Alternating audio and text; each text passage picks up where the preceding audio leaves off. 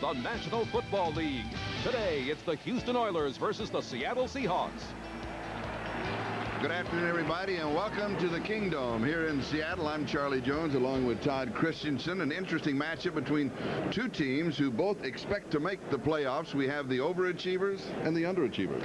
Well, people wouldn't necessarily say that they're underachievers, but the Houston Oilers are 6-5 and first in the Central Division. They're first in the NFL in total offense, but the truth is they've lost a lot of games that they probably should have won. Seattle, on the other hand, many people figured, hey, there's no way they're even going to be here at 5-6. They should have been long gone, but they showed a lot of courage over the last couple of weeks with last-minute victories. So you're right, it is a case of the overachievers versus the underachievers today in the Kingdom.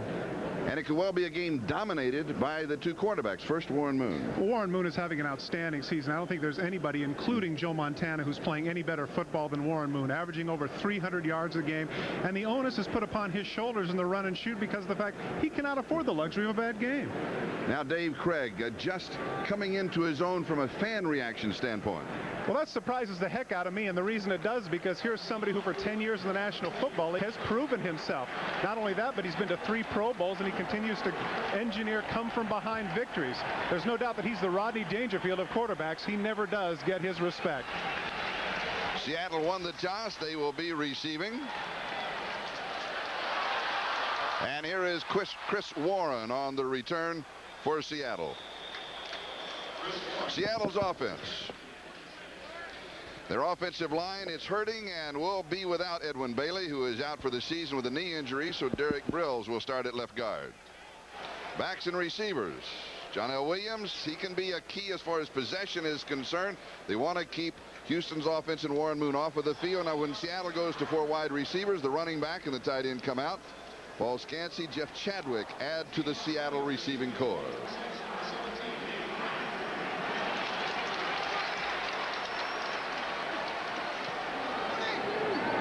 Seattle from their own 26, first down. And the give is to John L. Williams, and he'll pick up a couple of yards on the play. Ray Childress with the tackle. For Houston, their front 7, now they'll miss Doug Smith. He's still bothered by his back problems. He did not make the trip.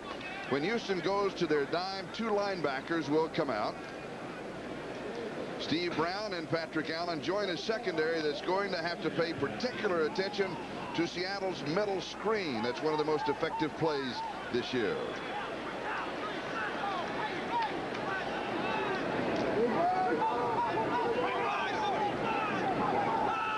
Kane is the motion man, and they give it to the second back, Finner. Derek to the 34, and a gain of 6. Sean Jones with a stop. Derek Finner was outstanding earlier in the season. When he started about the 3rd game of the season, he had a run there where he scored 8 touchdowns in just 3 games. Since that time, he's been held in check. A lot of the people are wondering whether or not it is Finner or it's the offensive line, and the people we talked to yesterday to a man said that they got to give credit to the defenses that they've been playing against because they've been holding Finner intact. 3rd down and 2. Sweep right side, John L. And he's got the first down. That was awfully close right there, Charlie. You'll see Jeff Chadwick come in motion, and he cracks down. That was awfully close to an illegal block. Good call by the Hawks in this situation. As you can see, Millard leading out on a sweep, getting ahead, knocking down Patrick Allen, and John L. Williams does the rest for the first down. Awfully close, though. Chadwick on the crackback almost got a clip. I'm surprised I didn't see that. Seattle first down, their own 37-yard line, opening drive of the ballgame.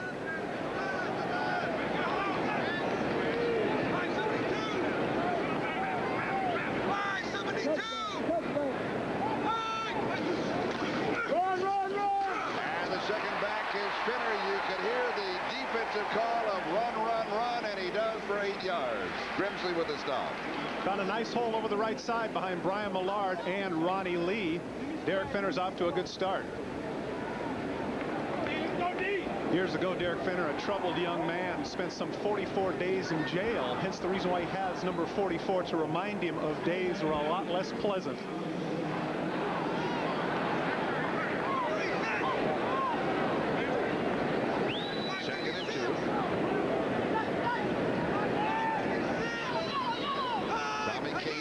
motion, then he stops, and here's Spinner off of the left side, and he will lean forward, 48-yard line, another first down. When we talked with the Seahawks yesterday, particularly Chuck Knox, Charlie, he mentioned the fact that they need to keep the ball away from the Houston Oilers, but he didn't necessarily mean just run the ball, although that's what they've been doing effectively. They cannot afford the luxury to have the Houston Oilers have more possessions than they have, because they know if they get into a scoring contest, there's just no way they're going to win that one.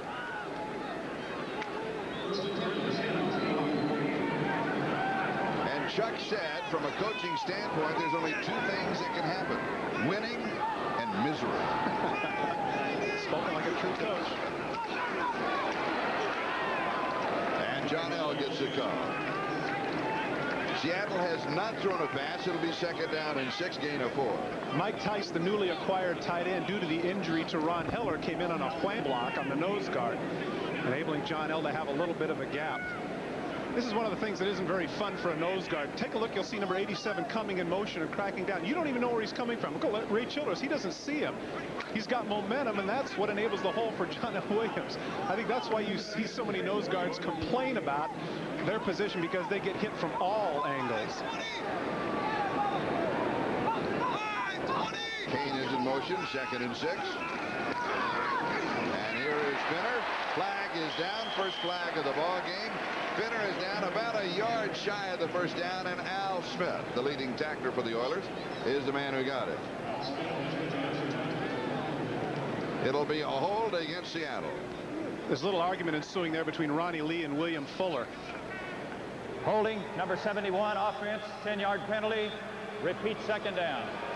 It's on Millard. Ronnie Lee, number 63, who is to the right of Millard in that offensive line. When we talked to him yesterday, we asked him about, does he like a run offense versus a pass offense? He said, oh, I like to run. You knock people down. That's what I like. Like to knock them about. And it's hard to believe, looking there at number 63, that that was a converted tight end. He followed the route of, if you remember, Larry Brown of the Pittsburgh Steelers, who went from a tight end to a tackle. And Ronnie Lee has done an outstanding job with 3 different organizations. He played with the Dolphins during their Super Bowl years in the 80s. And he went from 238 to almost 300. Craig's first pass.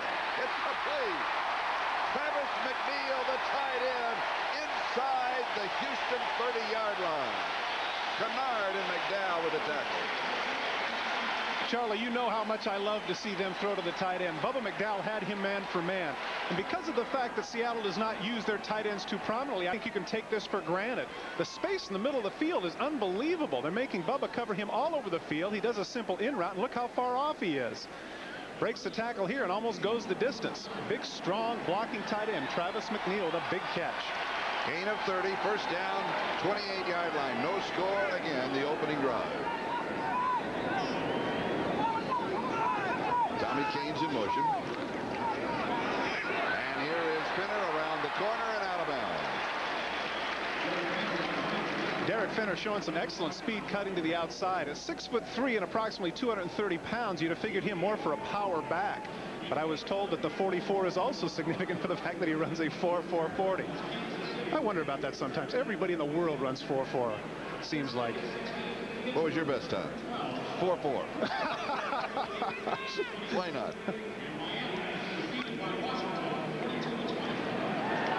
Hawks doing a good job of keeping it on the ground and away from the Oilers. This drive so far has already taken up 6 minutes. And that one pass to the tight end, complete for 30 yards. Kane's in motion, second down. And John L. 21-yard line. Gain of 3, third down and 3. You know, Charlie, Chuck Knox was very candid with us yesterday about the point that he didn't feel that he had the same level of talent personnel-wise as the Houston Oilers. And so they had to beat them in a different direction, and that was to be able to keep the ball away from Houston and negate their strengths. And so far, that's exactly what's happening here. Third down and 3. Those are sharp jackets. I like that red, don't you? Very casual indoors. Would have been nice if the PR man would have given us a couple, huh? But for the Oilers, they go indoors to indoors. Astrodome to the Kingdom. Craig from a shotgun. And it is intercepted. Dishman down the sideline. Craig forces him out. He just took the angle away from him. The one thing the Seahawks cannot afford, and that is the turnover. Chris Dishman does an outstanding job of just reading Dave Craig's eyes. This is what you call a one free. Dishman right here goes with Scansey in motion, but he's backpedaling right now. He's not with them man for man. He's reading Craig all the way. He cuts in front. Now take a look as he heads up the sidelines. If he waits for Terry Kennard to put the block on Craig, he might go the distance. Look at that. He just runs himself out of bounds. We'll be back in a moment. Terry down there. 42 yards on the interception return. Interesting story about Chris Dishman this week. He consented to pose for Playgirl. He was bragging about it to all his friends, all the Oilers, and the Oilers were ragging him about it. But I'm sure that this kind of interception is the type of exposure he'd rather have. I don't think that I would touch that statement. First down, Oilers, their first offensive play of the game. And Moon opens up with a handoff to Lorenzo White. Loss of a couple. Houston's offense, their offensive line, it continues to become more and more comfortable with the run and shoot, but tackle Dean Steinkuhler continues to have his elbow problems, not in the starting lineup. Backs and receivers, of course, featuring Warren Moon. Seattle head coach Chuck Knox said he played as great a game last Monday night against Buffalo as he has ever seen in his 28 years of coaching. That is high praise.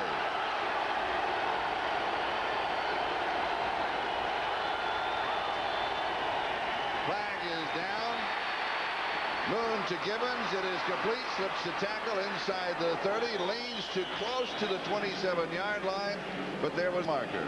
Drew Hill flexed. When Gibbons was in motion, Drew Hill flexed a little bit, and the official made the right call. They had two people in motion. That play's going to come back. So 17 yards will be nullified. And so a shaky start for the Oilers, but they had a shaky start last week against Buffalo. They had a delay of game. Well, they're always very interesting on their first drive. Something funky is always going to happen to the Houston Oilers in their first drive of the game. Right there you can see Drew Hill flex when Gibbons is in motion. Two people are moving. That can't be. Good call by the official.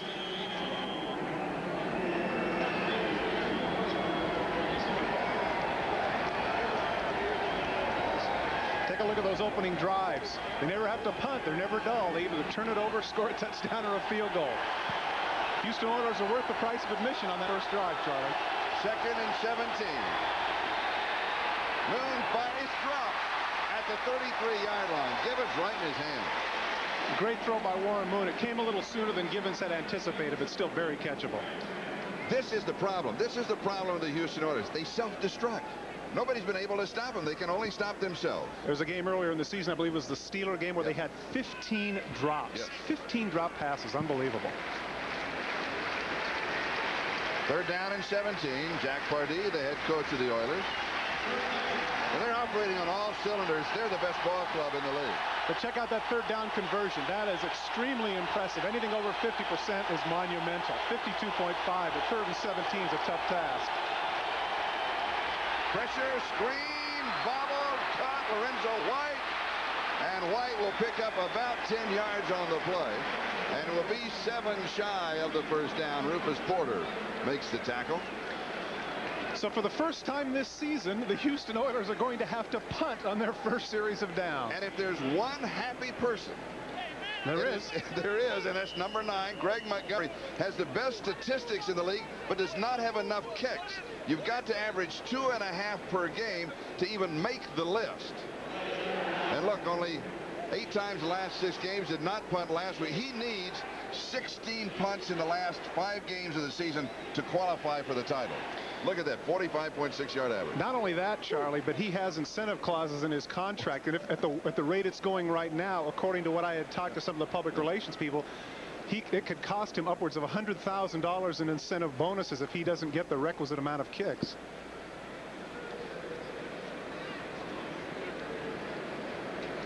The officials can't believe he's out on the field either. Who's number 9? That's the punter. They never use him. What they may be reviewing is to see if the pass, it ricocheted. Remember the reception by White, where if it hit an ineligible receiver first. Screen pass, you can see right there, White going right out. Does it hit the back? After Certainly further does. review, Hits the back of the David pass Williams. hit an ineligible number 73 in the back. Loss of down. Brings up 4th down. So it just goes as an incomplete pass, loss of down, 4th down, and now Montgomery will have some kicking. Good call by the officials. Yeah, that was. Get it overruled. And I was just going to say, I'm sure Montgomery's happy about that now. Instead of having to angle it out at the 20, now he can just boom it and keep his average up. That's right. You think bonus. Do you have one in your contract with NBC? I have no illusions. Do you have one per word?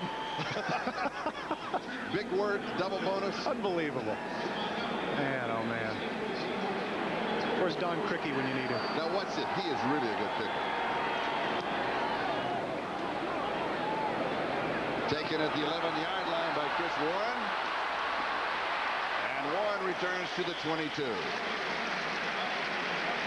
5:49 time remaining first quarter. No score. 41 yards on the kick. That's under his average. And a 10-yard return. We'll be back in a moment. Coverage of the National Football League is brought to you by Honda, maker of fine quality automobiles. Test drive a Honda at your local dealer today. By Panasonic, just slightly ahead of our time. By Miller Lite, with a reminder to please think when you drink this holiday season. And by IBM. Whatever your size, whatever your needs, IBM is working to bring you the best solutions. There you see the punter, Greg Montgomery. Tough day. Had to put that hat on. Got winded. Actually had to come in and do something. Seattle, first down, their own 22-yard line.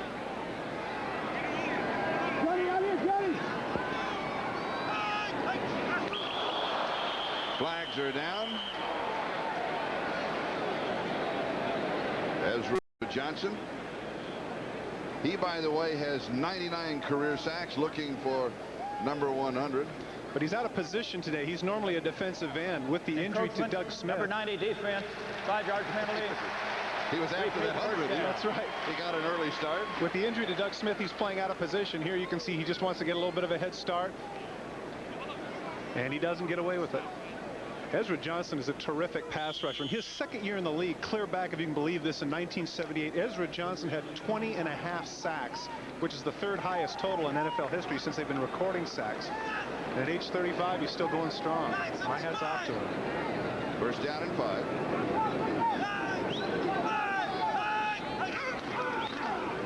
John L. Williams cut off inside.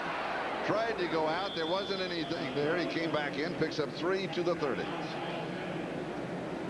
These are finals. Cincinnati now, at this moment at least, stands alone atop the Central. Philadelphia losing to Buffalo, and then we'll go on to the other games.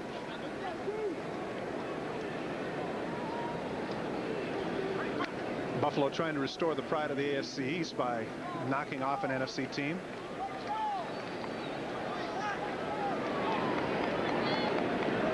Second down and 2.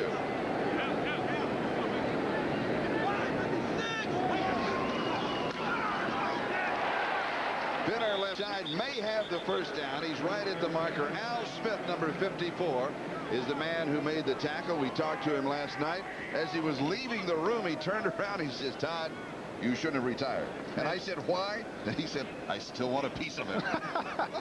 Well, taking a look at Al Smith, he's one of the more underrated players. Another thing that he addressed was that, you know, this Houston Oilers defense is 7th in the National Football League, and they really get overlooked. Al's been averaging some 8 tackles a game, and really because of the run and shoot and Warren Moon, they don't even realize Houston has a defense. But their defense has played very well this year. Also, he was very diplomatic when you asked him that question, whereas Bubba McDowell said, "Yes, as a matter of fact, nobody pays any attention to it. They just care about the offense." Well, Bubba's young. Al's been around. He knows diplomacy. Here's a reminder at the end of today's broadcast, McDonald's and NBC will be announcing the Ronald McDonald Children's Charities Player of the Game. It is a first down.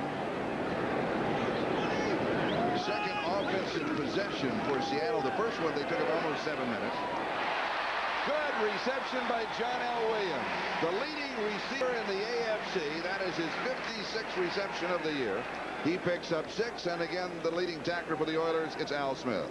We asked Al Smith last night if there was ever a situation where he had John L. man-for-man coverage. Right here you can see it. He's looking right at him, and he's a little bit too late. He knew that was where it was going. Nice catch by Williams.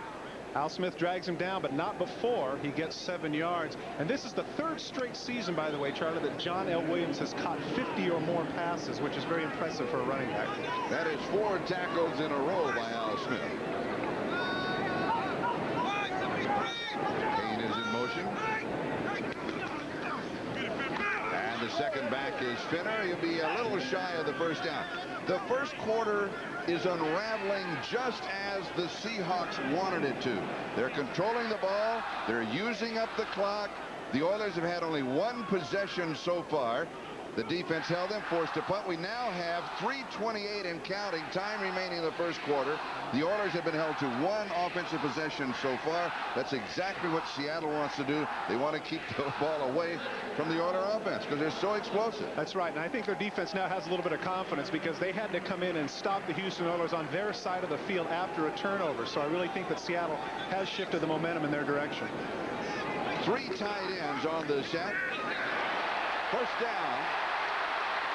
And Finner goes to the 47-yard line of Houston. A gain of 10. Inevitably, when you can break through that first part of the line because everybody's stuffed inside, you'll have some running room. Left side of the line, good job on Sean Jones there by Mike Tice, and there's the opening right there. Al Smith gets cut down. Fenner uses his speed to the outside. Without Terry Kennard, Fenner might have gone the distance.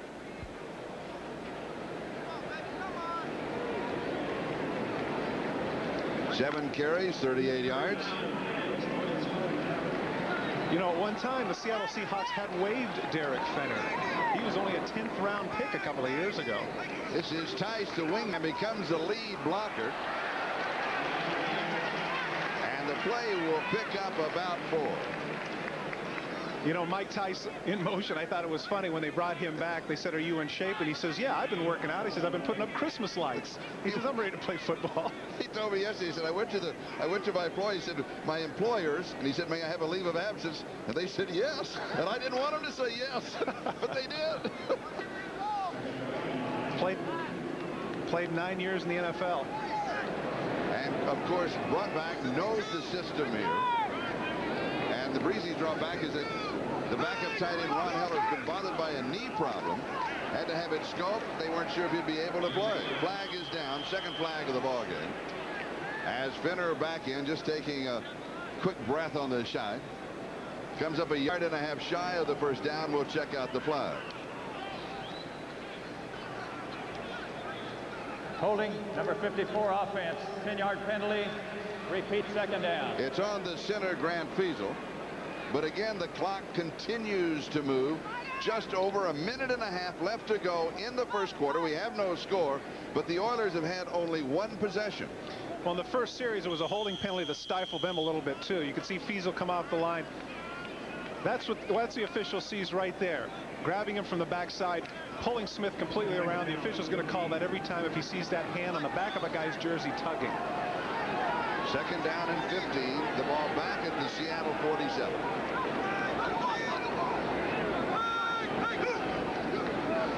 You saw Scansey in motion. Here's that middle screen. And the Oilers were waiting on Scansey. Chris Dishman had Scansey man for man. As soon as he went in motion, Dishman had him. That was the wrong play call for that. You'll see as Scansey goes in motion. Look, Dishman's right with him, striding right with him, and he's looking. That's all he's looking at is Scansey. Now, when Scansey comes in for the screen, Dishman sees it, and he's right there. 2 big plays so far for Chris Dishman. The interception right here, a catch for very little gain. Chris Dishman had the reputation last year for being somewhat of a dirty player, a la Andre Waters. It seemed like a game wouldn't go by without him getting a personal foul. But he decided this year, under the new coaching of Jack Pardee, that he was going to prove himself as a player and not a tough guy. And I think that's exactly what he's done. Third down and 14. Craig has pressure, steps away, and he'll be dropped. And Sean Jones gets the sack. He now has 8.5 on the year. And he crosses himself in gratitude. Sean Jones once had 15 sacks when he played for the Los Angeles Raiders. He was traded a little bit later for a first-round pick that turned out to be Terry McDaniel, the cornerback. But he's done a good job establishing a pass rush for the Houston Oilers. You can see Craig trying to get around, but Sean Jones at 6'7", 260 in those long arms, tough to get away from. Pride of Northeastern University, Sean Jones. works in the off season as a broker for Merrill Lynch. So there's somebody you're not going to fool at contract time. A final in overtime. Chicago 23, Detroit 17. The countdown to the end of the first quarter. No score here in the Kingdome. We'll be back with the second period in just a moment.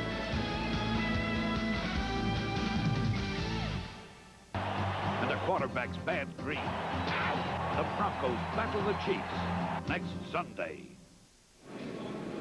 Take a look at it. Jim Eddy, the defensive coordinator for the Houston Oilers. He has set up their situations on first, second, third down, the alignments they've been in and what they have been wanting to do. Defensive coordinators, coaches in general, get caught up in tendencies. I remember when I was playing, they used to give me this computer printout that was at least 3 inches thick, and I threw the whole thing out because all I cared about was plays I was running.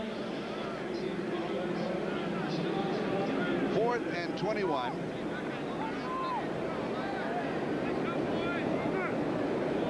Rick Donnelly will be kicking, and Gerald McNeil, the cube, is set for the return. This one is hung up. Fair catch is called for and taken at the 31-yard line. As we start the second quarter, we'll step away for a moment, but we'll be back. No score following that kick. After motion. Charlie Jones, Todd Christensen. We start the second quarter, only the second time in the ballgame that the Oilers have had the football. 3 and a punt, and that was it in the first period. Minus 2 yards total offense for Houston. Well, of course, this is the answer. This is the easy answer to the question: how do you stop the run and shoot? You don't let them run or shoot. That's right. You let them sit and ponder. That's right. Look at Warren. He's so cool. It doesn't bother him. He knows he's going to get him. He'll get some offense. Gibbons is in motion. Warren just drops it off. This is Lorenzo White, and White will pick up 9, close to the first down. Close to the first down. Patrick Hunter with a tackle along with David Wyman. Ernest Gibbons was talking about the great athletic ability. Excuse me, you better do the defense. Let me go ahead and run. Okay. This is the front 7. Now, it can be the key to the game, and it depends on the pressure that they put on. We won't see this set a lot today, because here's what's going to happen. We're going to see 7 defensive backs: Jenkins, McElroy, and Jefferson. They join a second that has a total of only 6 interceptions this season. That is second lowest in the NFL. Now go ahead. The point I was about to make was that Ernest Gibbons talks about the great athletic ability of Warren Moon. Everybody gets caught up in the fact that he's got a gun for an arm, but he throws the ball at all different angles. That was interesting. That was about his 4th choice was Lorenzo White in that situation. He throws off the back foot sidearm, gets in the ball, and he cuts up field. Warren Moon really made that play, although that was a nice 360 Lorenzo White had. With the measurement, it is 2nd down and 1. Actually, a little less than that, as you saw.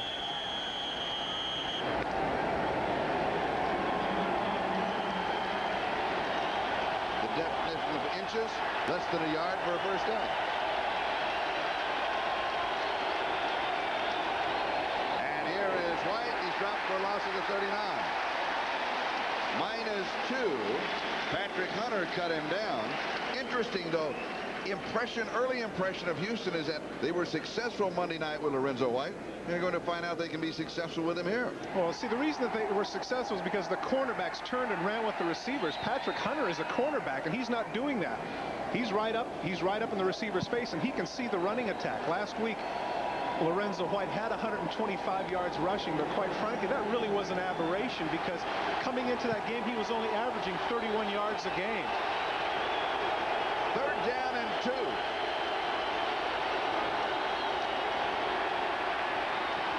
First down. 48-yard line, and a gain of 9 on the play. And now for an update, let's go to New York City, and here's Bob Costas. Bob? Charlie, here's the game winner in overtime at Soldier Field. Jim Harbaugh, 50 yards to Neil Anderson. Earlier in overtime, Eddie Murray of the Lions had missed a 35-yard field goal attempt into the wind. So now with this victory, the Bears are 10-2. They've clinched at least a wild card, and they clinch the NFC Central if Minnesota beats Green Bay tonight. Charles? And here, Bob, you can see the clock ticking away on the Houston Oilers. And that, of course, is what Seattle wants to do. They want that clock to continue on the move. Moon goes deep, and he overthrows his intended receiver. And that was Drew Hill. Let's check the 10-minute ticker. This is the Xerox 10-minute ticker. Cincinnati winning, and that means that Cincinnati, with a record of 7-5, are at this moment atop the Central Division. Buffalo holding off Philadelphia, and a look at the other scores. Chicago, of course, with their win in overtime, they now have qualified for the playoffs.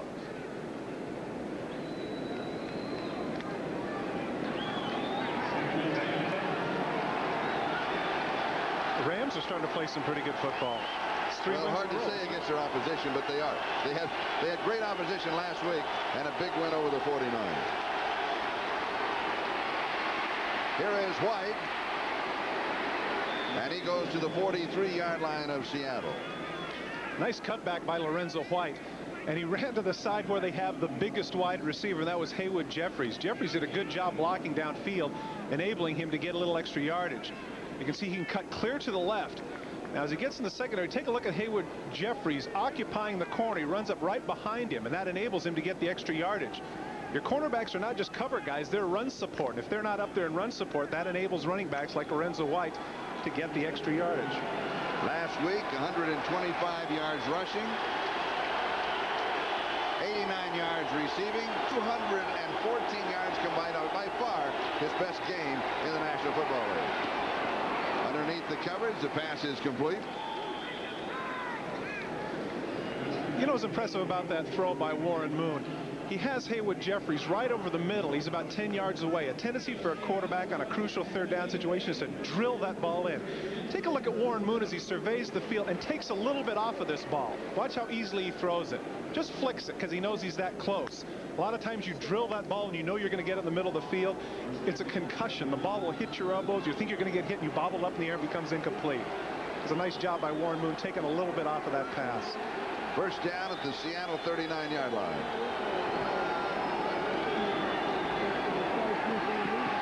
Warren with good protection, throws knocked away. Good defensive play. James Jefferson knocked it down. And he is one of those extra defensive backs that we talked about when we looked at the defensive set of the Seahawks. Jeffries, the intended receiver. A receiver coach is always telling you, come back to the ball. Take a look at how Jeffries just stands. In that situation, on a comeback, Haywood Jeffries is supposed to come back to the ball. See, he's fading away from it. If he comes to the ball, he might be able to make the catch and keep his body between Jefferson and the ball. But as he fades back, that's tough on the quarterback and enabled Jefferson to make the play. Cortez Kennedy now into that defensive set, the #1 draft choice for the Seahawks. He and Eric Hayes will also be in and out. They have 6 men in the defensive line. They'll rotate them to keep them fresh. They're going to be running a lot today against the run and shoot. Ernest Gibbons. The Fab Four, Gibbons, Duncan, Hill, and Jeffries. They all went out to dinner last night. We tried to talk to them, but they got away from the hotel too quickly. And they come from Houston, and they come to Seattle. And where do they go for dinner? Unbelievable. They go for barbecue. That's nuts. that's like flying up to Alaska to surf. They're down in 6. The ball at the 35-yard line.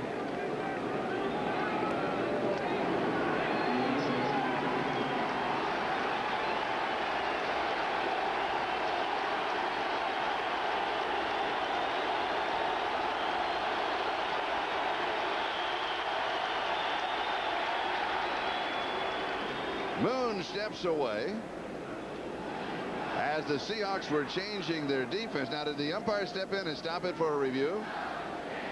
I don't know what would it be about. It was a 5-yard catch. Maybe there was something wrong with the time clock. That's what he's motioning. He wants it back up. When play was stopped, there were 3 seconds on the 45-second clock. I think Warren must have mentioned that to the official. A lot of times the thing gets started without his knowledge, or, you know, the whole timing thing has been discombobulated. We had a game a couple of weeks ago in Kansas City where they got confused on the timing. 3rd and 7.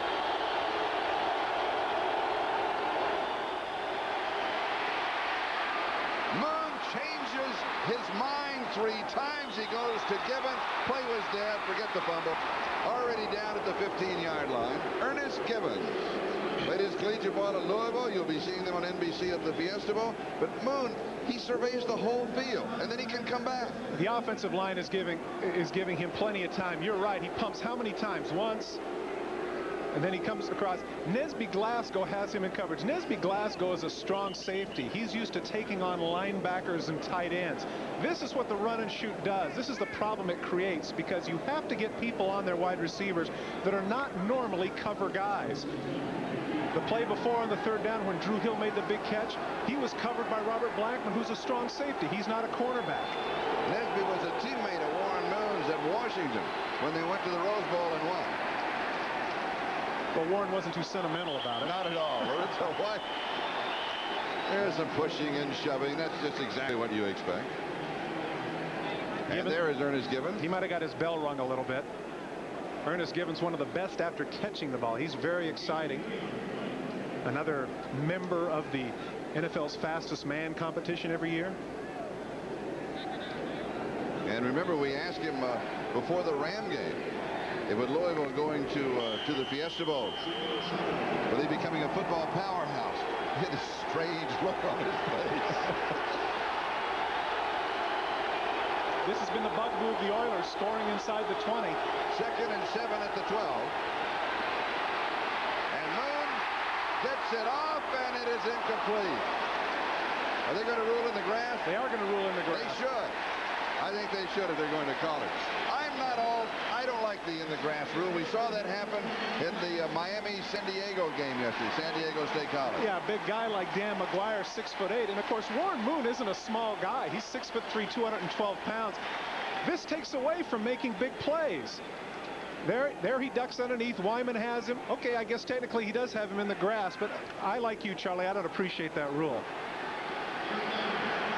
3rd down and 14.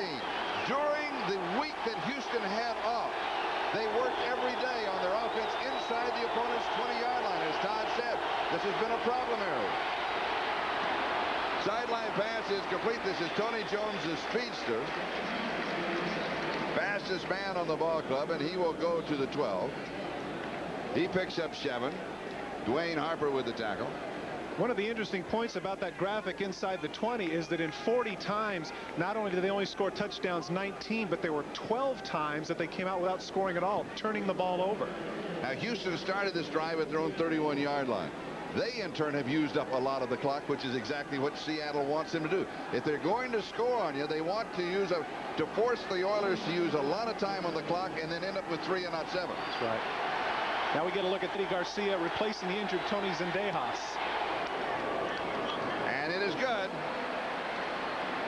from 29 yards away. And the Oilers lead it 3-0. Gibbons took a left cross. Well, let me tell you something. I broke my jaw one time, and that is not fun at all. Well, I didn't say it was fun. Well, it hurts, I'll tell you. And here is Warren for the 1 to the 10, 15. And he'll return to the 20, maybe the 21-yard line. We'll give him 20 on the return. We'll step away for a moment. Oilers lead it 3-0. 7 minutes and 13 seconds. Time remaining in the first half. Houston, courtesy of a Ted Garcia 29-yard field goal. They are up 3-0. And the Seahawks have the ball.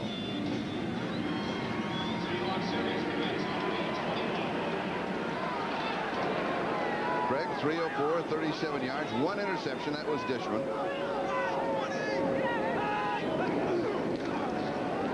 Play action, knocked away, and knocked down by Craig. A good defensive play by William Fuller, and then a good offensive play by Craig. Little volleyball, but he didn't want to catch it.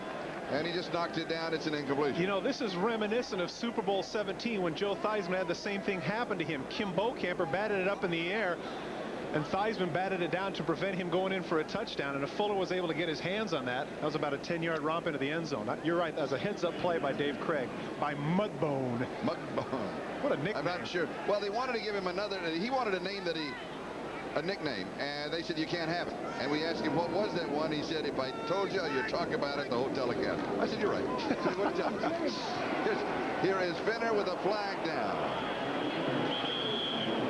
The play goes for 5 to the 26. We'll check out the marker. Houston has not been penalized in the ballgame. Is that correct? Only Seattle, a couple of holding penalties? No, they had the motion penalty earlier. They had the motion penalty. That's right. 2 men in motion at the same time. And the illegal throw off the lineman's Holding. back. Well, Number outside of 32 those two. offense, 10-yard penalty. Who's Repeat counting? second down.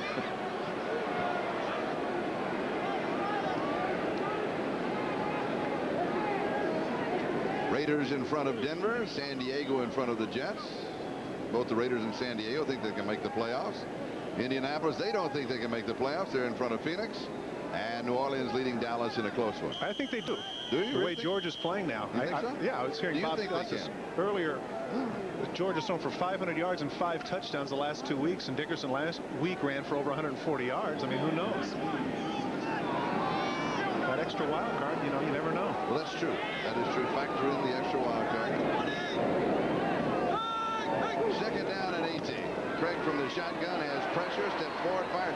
Flag is down. Scansy wide open up the middle. That looked like a prevent defense to me. Everybody backpedaled into the zone. Scansy runs an in right in the middle. Let's see what the flag is. Twice, Seattle has had a receiver open deep in the middle, 15, 18 yards.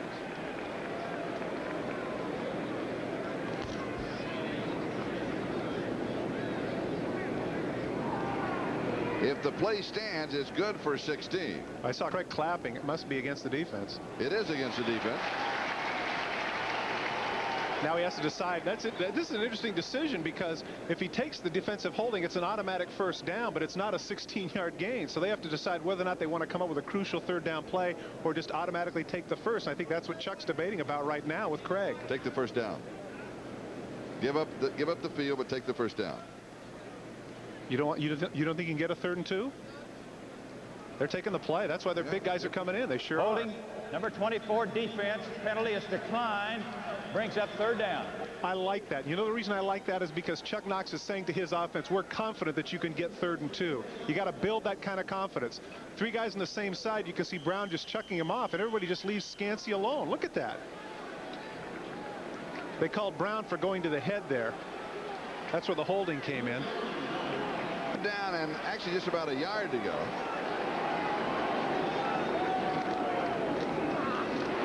First down. Flag is down.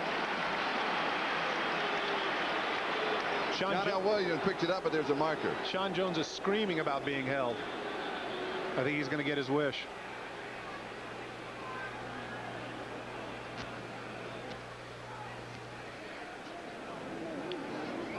Howard Rowe, the referee.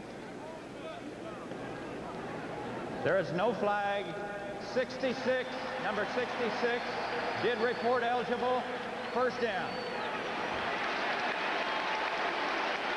Andy Heck is number 66, and of course that is a guard's number, interior lineman number, and if you come in as a tight end in that situation, you've got to report. And he has. It's interesting that Ron Mattis has gone over to the other side and Heck is out. For the last couple of weeks, Andy Heck has gone against, check this out, Derek Thomas, Chris Dolman, and Leslie O'Neal. I mean, he just can't cut a break. And today you got Sean Jones on that side, so evidently they decided to go with Ronnie Lee on the right and Mattis on the left and give Heck a little confidence builder while standing and watching. Tommy Kane is in motion, and this is Chris Warren. First time that he has carried it. We have a scramble, some rolling, and some pushing, and the exchange that you expect this time of the year because it becomes very heated. Because the team that really gets hot, and this can involve at least a half a dozen teams in the league, gets hot the last 5 games, they make the playoffs. Van McElroy was telling me that he really likes Chris Warren. He says he's a terrific athlete, 220 pounds, and one of the 2 or 3 fastest guys in the club, which probably explains why he's doing such a good job returning, leading the Hawks in both punt and kickoff returns. He's spelling Fenner right now, and I wonder if there might be something wrong with Fenner. 2nd and 8, the ball at the 34. Kane is in motion. Oilers lead it 3-0. And John L. Williams will pick up just a couple. And the clock continues to move. Fans getting a little restless. You can feel the murmur in here, wondering why they aren't going to open it up a little bit. But what they're doing now was effective in the first quarter, so they feel like they want to go with a game plan. I don't believe the Seahawks scripted as much as some of the other teams. Bill Walsh has made famous the script, like the first 15 or 20 plays. I think the Seahawks go more by feel, and they were effective in the first quarter running, so they want to stay with it, except for now on a big 3rd down. 3-man rush. makes a move to the outside, has the first down. Oiler territory, the 48-yard line. It's a very strange play. You saw Ezra Johnson chasing after him. You'll have a spy in this situation, a defensive lineman who will back up. Now take a look. They have him right there, and he blocks off Leander Knight. He actually got in the way of Leander Knight, so Williams was able to use him as a pick and get up the field. As we mentioned at the top, John L. Williams leading the AFC in receptions. And he picks up 17 in the first down. And we're moving on the 4-minute mark. Time remaining in a very quick first down. Little play action fake. Craig throws open over the middle. Is Travis McNeil, the tight end. Third time in the ball game that they have hit somebody deep over the middle. And Al Smith is down. He took a pretty good lick from McNeil there. And we have an injury timeout that stops the clock. 3:42 left to go in the first half. The score is Houston 3 and Seattle nothing. We'll be back in the Kingdome in just a moment. NBC Sports coverage of the National Football League is brought to you by Mazda Cars and Trucks. Mazda, it just feels right. By Budweiser, the king of beers. With that clean, crisp, bold taste, nothing beats a Bud. By Nike, who reminds you to just do it. And by Castrol GTX, engineered for today's smaller cars. As we come back to the Kingdome, 3:42 is the time remaining in the first half. Al Smith had been administered to, and he's all right. That's good, too, because Al Smith had about 6 or 7 tackles in the second quarter alone. He's been all over that field. 6 officially. Second down and 1.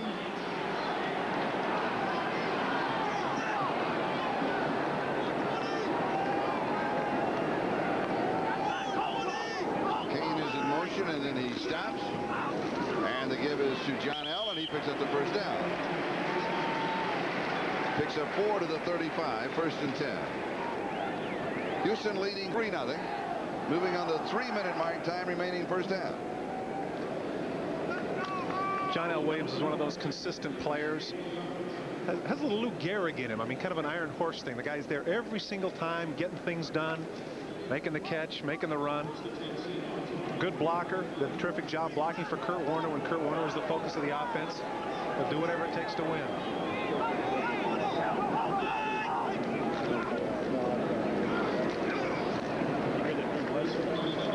Chris Warren gets the call. He'll pick up 4. And let's check the 10-minute ticker. A couple of pages. Raiders in front. San Diego in front. Indianapolis leading and New Orleans leading. This is only the 3rd offensive drive. Did I say something wrong? No. It's only the 3rd offensive drive of the first half for Seattle. Yeah, that's strange looking here. Houston has had the ball twice. Well, this is kind of an eerie game. It's going fast. And actually, Craig, if he wanted to right now, could let it run down to the 2-minute warning.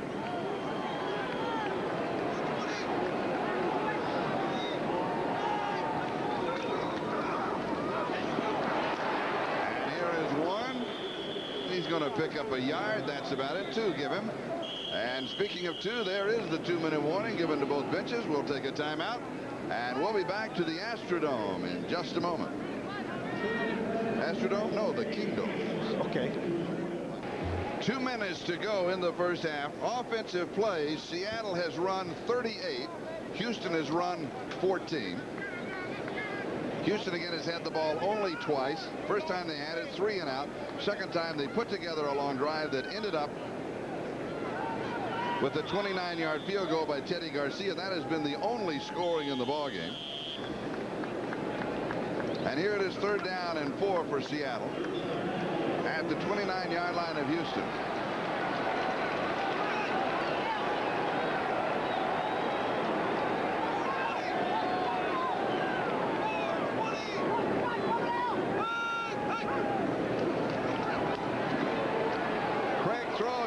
First down, a flag down, clear across the field. In the secondary of Houston, away from the play, Kane with the reception.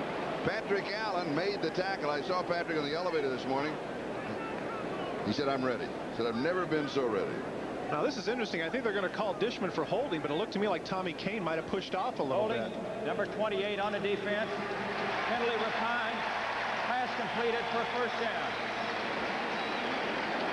When you see the defender backpedaling off away from the man at the point of the break, you can usually see the receiver push off. We're not going to be able to see it here. We're just going to see the gap right there. Kane has it. Big first down for the Hawks. At the 18-yard line of Houston, first down. And Chris Warren will give him a yard to the 17, so that means in the first half, Houston has picked up 156 yards. 156 yards total offense to 66 for Houston. Not quite 3-1, but almost. Excuse me, Seattle 156, Houston 62. Well, again, you know, what counts is on the scoreboard. Last play there, Lamar Lathan is in for Al Smith. Al Smith has a pinched nerve on his neck that they're going to evaluate at halftime, and he made a nice play there. Rookie first rounder from the University of Houston. Expecting a lot from him. Tommy Kane is in motion, 2nd and 9. John L. slips attack. Nice move. 13-yard line, gain of 4. You watch the clock tick down, and of course the Seahawks are not in any hurry at all. They have third down now, and they have all 3 of their timeouts. They know that inside the 15-yard line where they are, they can afford the luxury of letting it run. Craig's in no big hurry. If they get the first down here, then they'll use their timeouts.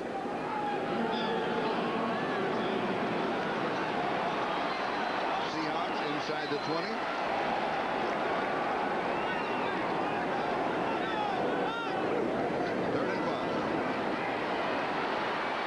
Throwing this one away. Flag is down at the 3-yard line. I think they're going to catch Dishman for holding again. That's what Craig is motioning. Blades was in the vicinity. Craig, in reality, he was throwing that one away. Now, what's interesting about this, Charlie, is that once again, what about the concept of a catchable ball? Does that come into play here? Because obviously that was not a catchable ball, as you say. Craig just threw it away. Holding, defense, number 23, 5-yard penalty, automatic first down. That's a holding call, not a pass interference call. Well, Dishman is also complaining about the fact that he thought the ball might have been tipped, but I don't think it was. I think Craig just threw the thing away. Yeah, he was throwing it away. But the holding took place before he threw the ball away. That's the reason the holding call has nothing to do with the uncatchable pass, whereas the pass interference does. See right here, as Craig gets rid of it. No way that was tipped. He just threw it away. 8-yard line, first down and goal to go. 34 seconds left now in the first half. Right up the middle to the 1-yard line, John L. Williams. We've got a timeout. Oilers lead it 3-0, and the Seahawks are on the doorstep.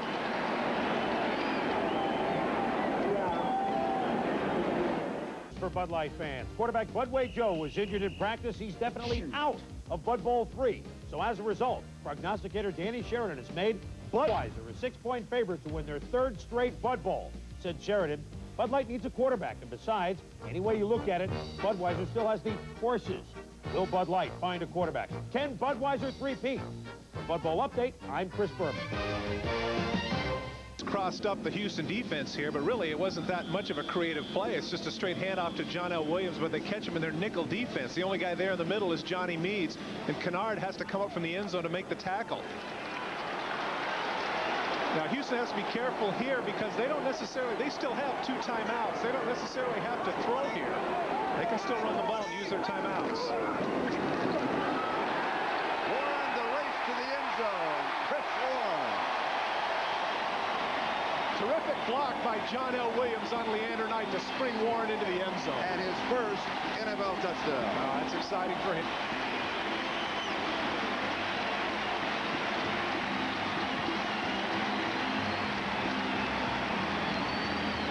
Terrific drive by the Seahawks. Straight sweep right here, coming out. Nice block on that. Now watch number 32 finish the job. John L. Williams pushing Leander Knight down. Nothing but end zone, and what excitement for a youngster. First National Football League touchdown for Chris Warren. The rookie taken in the 4th round of the draft here is Norm Johnson out of the hold of Jack Kemp. Grant Fiesel is the snapper, and the extra point is good. Jeff Kemp. Jeff Kemp. Now you're thinking about the old AFL. Yeah, I am thinking about the old AFL. You're right. It's contagious. 7-3, Seattle leads. When it comes to buying a color TV, many people think state-of-the-art begins overseas. When the truth is, state-of-the-art starts here. You just have to know what to ask for. Ask for the only TVs with a great picture and 4 ways to enjoy stereo sound, like Bose and Dolby Surround. Ask for picture-in-picture with triple flashback. Ask for the hottest ideas in home theater. Ask to see a Zenith. For true innovation in television, quality never looked more like a Zenith. Everybody needs some money sometime. On NBC, first, Olympic hero Michael Carbajal defends his junior flyweight title. Then it's 3 straight weeks of great NFL action. The Buffalo Bills battle the New York Giants. The LA Raiders clash with the Minnesota Vikings. And the KC Chiefs collide with the Chicago Bears. Saturdays in December. Where else would you rather be? Just goes to show, Charlie, that even though you score touchdowns doesn't mean you can't play on the special teams. Look at Chris Warren. Hey, I scored it to get out there. You got to cover the kickoff, buddy. Not exactly a long celebration, was it? Norm Johnson will kicking off. Bernard Ford and Gerald McNeil are the deep backs on the return.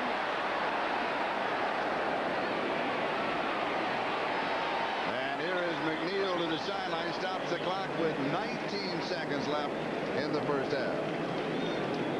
Nice job on the left side of the line by Andy Hick at left end and Mattis. Take a look at 96. You'll see Sean Jones, who's in the end zone pursuing. When the defensive lineman is in the end zone, that means the offensive line is doing the job, pushing them off, enabling Chris Warren to get in the end zone. So Houston from their own 20, a first down. And there is a touchdown scoring rookie.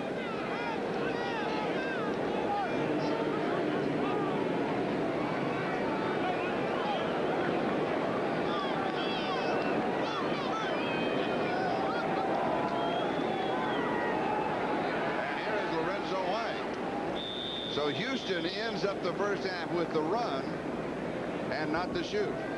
Makes sense. They're not going to go 60 yards in 19 seconds. They know there's a whole half to go. It is halftime in the Kingdom, and Seattle is on top by a score of 7-3. First half dominated by the Seahawks.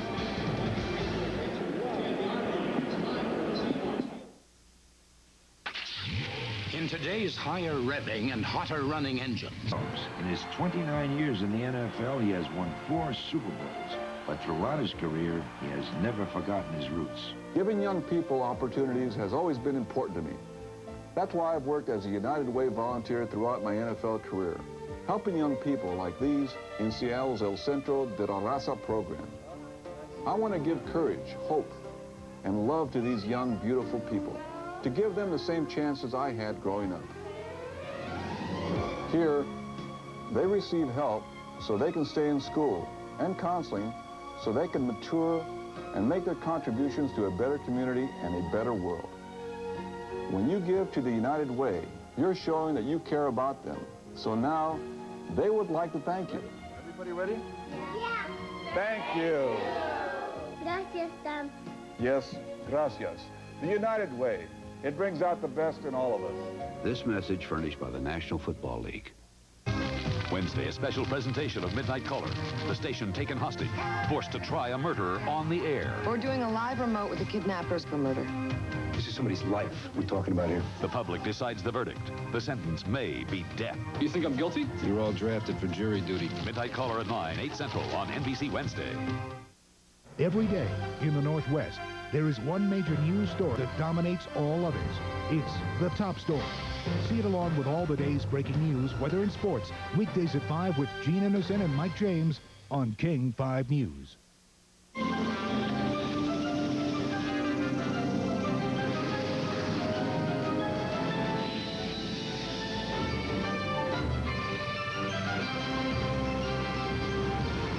Where do millions of the world's vehicles go when they need to fill up? The same place you do. BP. Don't worry, you were here first. BP. On the move. He knows what he wants, knows where he stands. The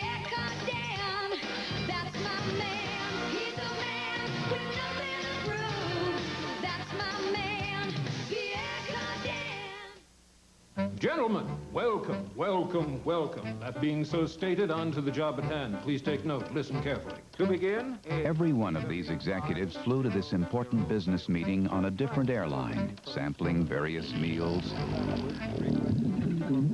beverages, onboard services, and other amenities. Can you find the one executive that flew here on Alaska Airlines? Plus 6.5. Divide the whole quantity by... When the top story was the worst flooding to hit western Washington in a century, King 5 News led the way in live coverage. Flooding in western Washington ever. Live from Conway. Bad news on Fur Island. Live from Mount Vernon. A lot of praying going on right here in Mount Vernon. Live from Snohomish County. Floods they have seen in many years as well. Live from Monroe. Many people have already been evacuated. Live from the Cedar River. Just another 4 feet. When news happens, you'll see it happen live on King 5 News. This is a King 5 News update.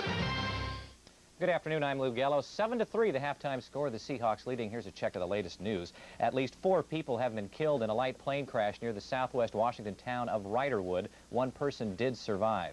The eastbound lanes of I-90 across Lake Washington now due to be reopened tomorrow at 5 in the morning. That span has been closed a week after being damaged when the old bridge collapsed. Skagit Valley's Fur Island remains underwater since last week's flooding. Residents working to clean up are now finding their houses floating on nothing, no foundation. And it's ski time at Snoqualmie. Join David Curley, Lori Metsukawa, Rich Merritt, and me for King 5 News at 5.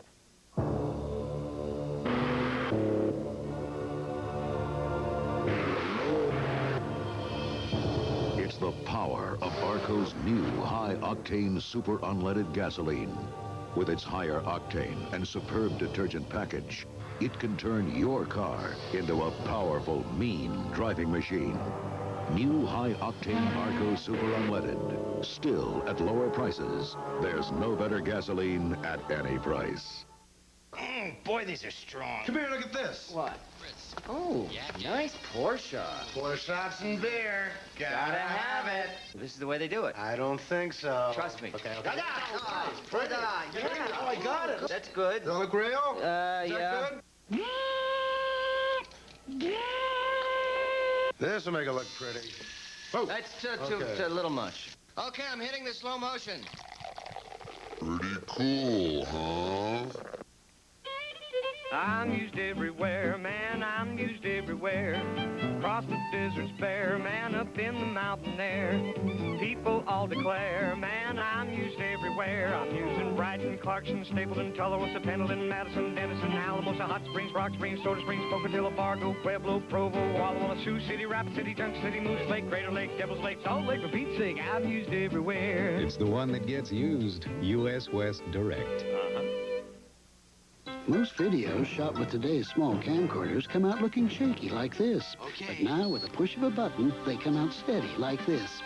Panasonic introduces the Palmcorder, the compact camcorder with the digital image stabilizer. Believe this, Brian, you're lifting it. It's small and lightweight, so it fits in the palm of your hand.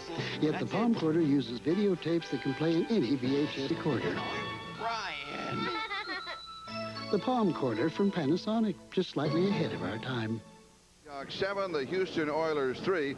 In a first half completely dominated by the Seahawks from a standpoint they wanted to use up the clock. They wanted to keep the run and shoot off of the field, and they have done that. Now let's go to New York City and Bob Costas. Bob?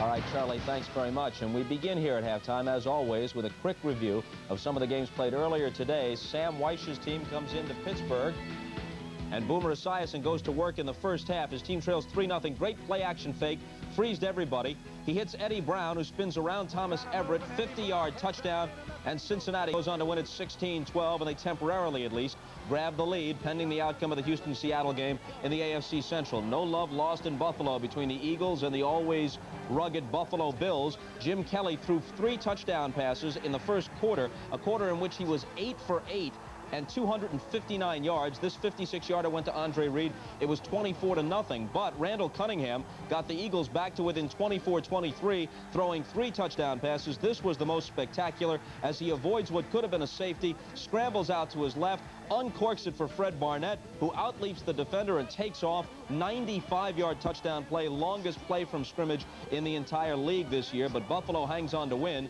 30-23, and with Miami losing to Washington, Buffalo's got the lead alone in the AFC East. Dan Marino disgusted with the way things have gone at RFK today. Ernest Biner with a huge day, 157 yards on the ground and 3 touchdowns, including this one. Washington wins over the Dolphins 42-20.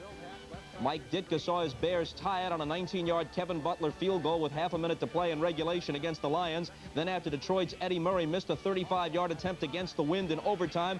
Up top, Jim Harbaugh to Neil Anderson, 50 yards for the TD, 23-17 Chicago. They clinch a wild card, and if Minnesota beats Green Bay tonight, they win it in the NFC Central. Steve DeBerg celebrating early and often in Foxborough today. The Chiefs on the first play from scrimmage go 86 yards. DeBerg to Stephon Page for the touchdown. The third TD of better than 80 yards thrown by DeBerg this year.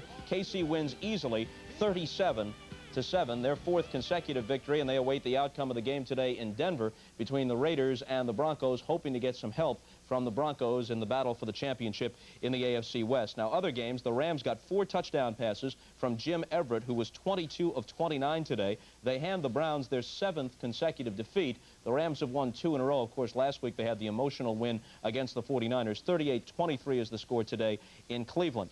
With 39 seconds remaining at Tampa and the Bucks trailing 17-16, Vinny Testaverde threw a 35-yarder to Mark Carrier. Tampa Bay snaps their 6-game losing streak, and now Atlanta's lost 5 straight, including 17 in a row on the road. 23-17 the final in this one. Now in games in progress, Denver has the lead at Mile High over the Raiders, 10-7. Elway a 21-yarder to Vance Johnson. In the game you're watching, Seattle with the 7-3 lead at home over Houston. The Jets are in San Diego. Marion Butts has a pair of touchdown runs late in the second quarter. Chargers lead at 14-10. Indianapolis is at Phoenix trying to win their 4th in a row, and they lead there by a score of 10-6 just before halftime. And New Orleans has a 10-0 lead at Dallas. This one has gone to half. Of course, Steve Walsh, the former Cowboy, at quarterback for the Saints. And we go back to the field following these messages from your local stations. Welcome back to Seattle. The Seahawks 7, the Oilers 3 at halftime. I'm Charlie Jones along with Todd Christensen. An interesting note, if you're a Seattle Seahawks fan, is that this is only the 3rd time this year that the Seahawks have led at halftime. They won those 2 ball games against Cincinnati and against New England. Well, that bodes well for them. I think the first half went according to plan. I think that's exactly what the Hawks wanted to do, what happened in the first half, and they got to be very happy with the results. We can look at some numbers just to mention them, and we'll go into them, of course, with more detail. Houston was 60 yards of total offense in the first half. Seattle 172. That's almost 3-1. Well, one of the interesting things here is that the Houston Oilers only had 3 possessions. Their first possession, 3 downs and punt. Their second possession, a field goal. And their third possession was at the end of the half when they just ran it out. So Seattle's done an excellent job of keeping the run and shoot off the field. And we have said before, everybody has said this, that the way to stop the run and shoot is to keep them off of the field so they can't run or shoot as you look at the numbers. Well, 3 times as many yards you can see there, and the turnover wasn't consequential, but the first downs, Seahawks 11-3. The Oilers received to open the second half, so we'll see what their offense can do right off the bat.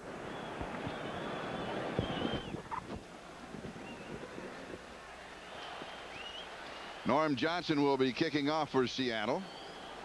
Ford and McNeil are the 2 deep backs on the return.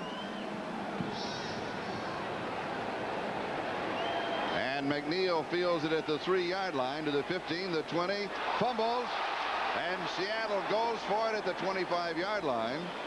And the Oilers may have come up with it.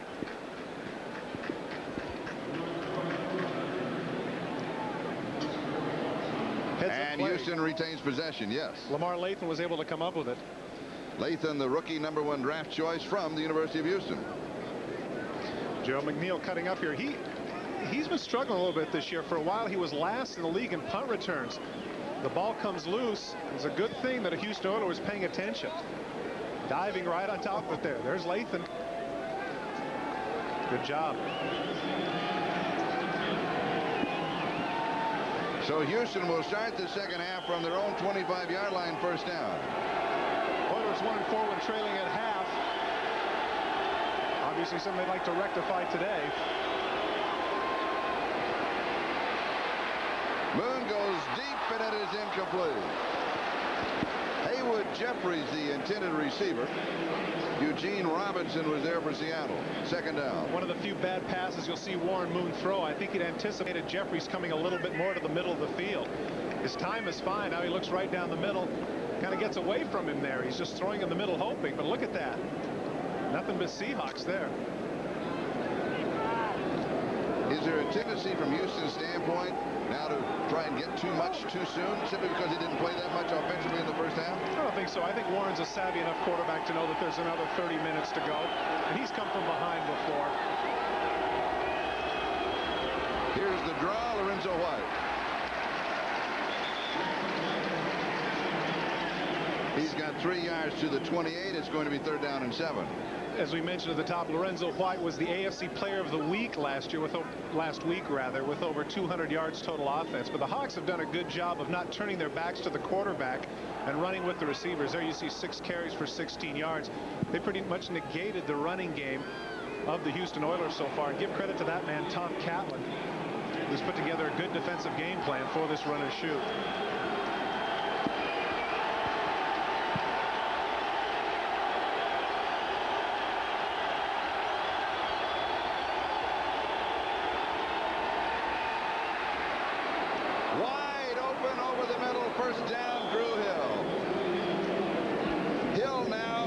Reception, a 50-game receiving streak. That's okay. The NFL record, of course, as the Seahawks fans know, 177 by the retired Steve Largent. Well, it's more than okay. You get a chance to see Drew Hill just gets right past Robert Blackman into the soft spot of the zone. Right there, there's nobody there. That's easy pickings for Warren Moon.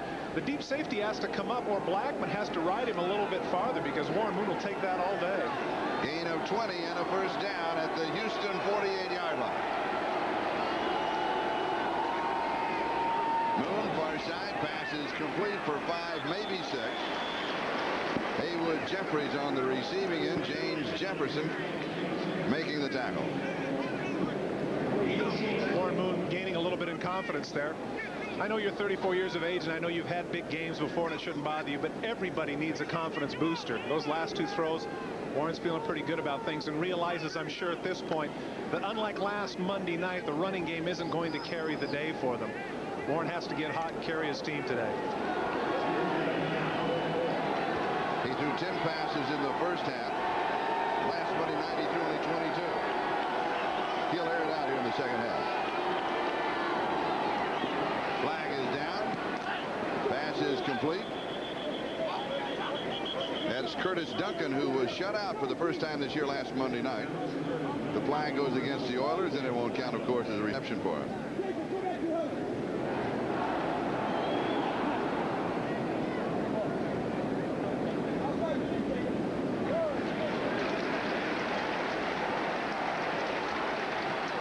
Illegal motion, number 73 offense, 5-yard penalty, repeat, second down. Isn't it interesting, the depth of the Houston Oilers? David Williams, as we mentioned at the top of the show, replacing Dean Steinkuhler. Dean Steinkuhler was a first-round pick out of Nebraska, and what's David Williams? A first-round pick. A little bit of a flex there on the far left of your screen. Take a look at David Williams move just a little bit right there. That's enough to cause the flag. 2nd and 9, the ball at the Houston 49-yard line. We should say, however, that David Williams has been playing some outstanding football, taking on the likes of Bruce Smith last Monday night, doing a good job. Tip, incomplete. Gibbons couldn't pull it down. It'll be 3rd down and 9. Looked to me like he short-armed that ball a little bit. I realize that he got that bang in the jaw early in the first half. Take a look here as he tries to pull it down too quickly. Watch his arms come down. Watch him be a little bit short. Oh, not sure. Don't want to get hit. He knew Wyman was coming. I have an impression, though, that Houston's offense, not playing that much as we mentioned in the first half, that, you know, they still haven't got it all together offensively. They don't look as coordinated as we've seen them in the past. Well, in a lot of cases, it reminds me of the thing you used to have on the piano, you know, the metronome? Yes. Kind of like rhythm. Yes. And Houston definitely is out of a rhythm. Give credit to Seattle for that.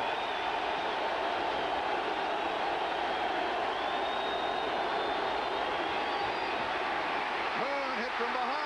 Ball is loose. Oilers recover. Jacob Green got the sack. That is the second sack for the Seahawks. Jacob Green, a member of what they call Die Hard, their front three. Jacob Green, Joe Nash, and Jeff Bryant, all over 30 years of age. They call themselves Die Hard.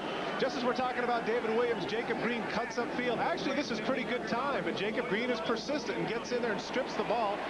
Fortunately for the Oilers, it came right back to Moon. And Greg Montgomery's second kick of the ball game. Warren takes it at the 18. And he's going to lose a yard on the return. Nice play by Eugene Seal. 38 yards on the kick. We've got a timeout. Seattle has the ball and the lead, 7-3. NBC Sports coverage of the National Football League is brought to you by Canon Cameras, the new Canon EOS Rebel. By Diet Coke with 100% NutraSweet. You'll drink it just for the taste of it. By Magnavox. Smart choices for smart people. Magnavox. Smart. Very smart. And by First Brands Corporation, makers of Prestone Advanced Formula Antifreeze. This is Charlie Jones and Todd Christensen in the Kingdome. 11-17 time remaining, third quarter. And Seattle has the lead in the ball on their own 17-yard line. So now they'll go to work on the ground and the clock, just as they did in the first half. John L. Williams gets the call. I think everybody knows exactly what they're going to do. There are no surprises. Well, you know, when we talked to Ronnie Lee yesterday, he felt that the onus was really upon the offensive line. Ronnie Lee, by the way, number 63, the right tackle for the Seattle Seahawks, was the most valuable lineman for the Dolphins the year they set the record for the least sacks allowed, which was 7 in 1988. And he told us yesterday, we're going to have to control the line of scrimmage for us to win. And for a half, that's exactly what they've done. Second down and 9.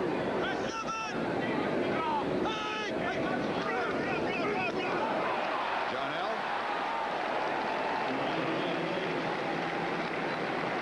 24-yard line. He gets 6, and it'll be third down and 3. Running that right side behind Millard and Ronnie Lee. They're pushing him back. When you see the defensive lineman backpedal, if they're behind the line of scrimmage, you can see a lot of times the push. You saw there Ezra Johnson chasing him 6-7 yards downfield. That means the offensive linemen are doing their job. Third down and 3.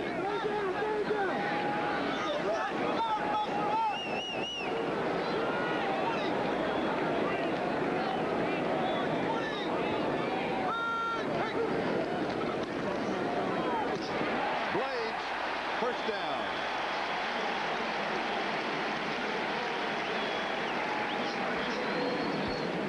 Needed 3, he got 8. Richard Johnson's way too far off here, 3rd and 3. It was just a simple slant route right here. This is easy pickings.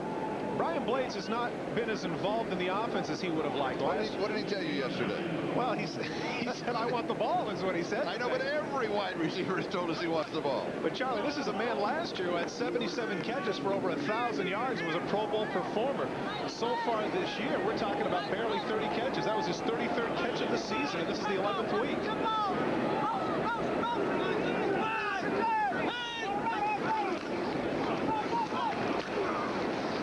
Finner, after a long rest at the end of the first half, is back in, and he's going to pick up 2, maybe 3 on the play.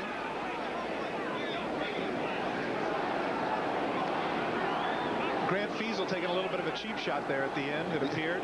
You know, Oilers didn't appreciate it. Ronnie Lee has that visor. Do you like that visor? If it's a sunny day. I don't think the lights are that bright in here. Oh, no. They have indoor visors and outdoor visors and sunny visors and cloudy day visors and a rosy visor so you can see better. Well, now, remember the pants that Ronnie Lee was wearing yesterday? Yeah. I tell you the what. visor goes with them. You put a strobe light on that, you could get high. Those are so many colors on there. They had the whole rainbow in those pants.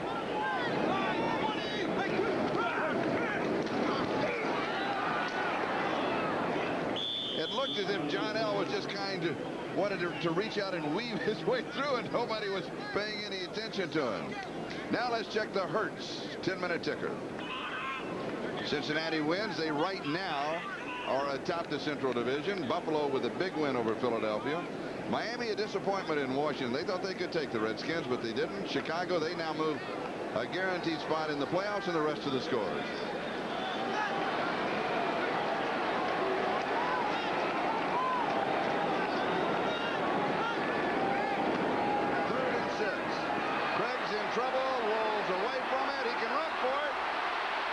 He's got it.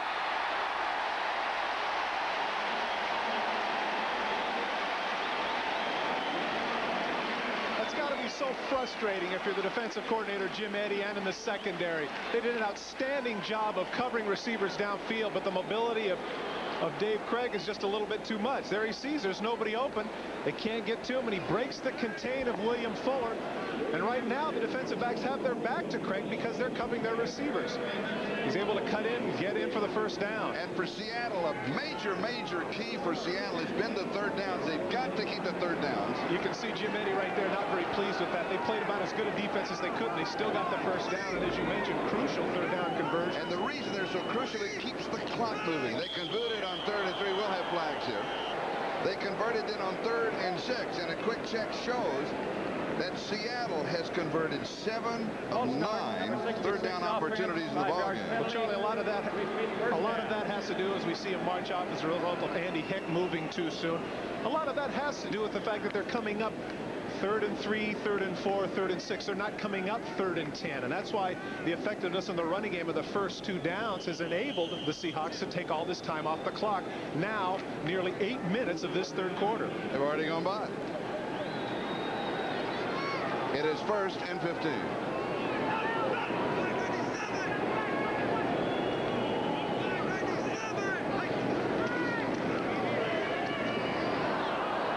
Flag is down.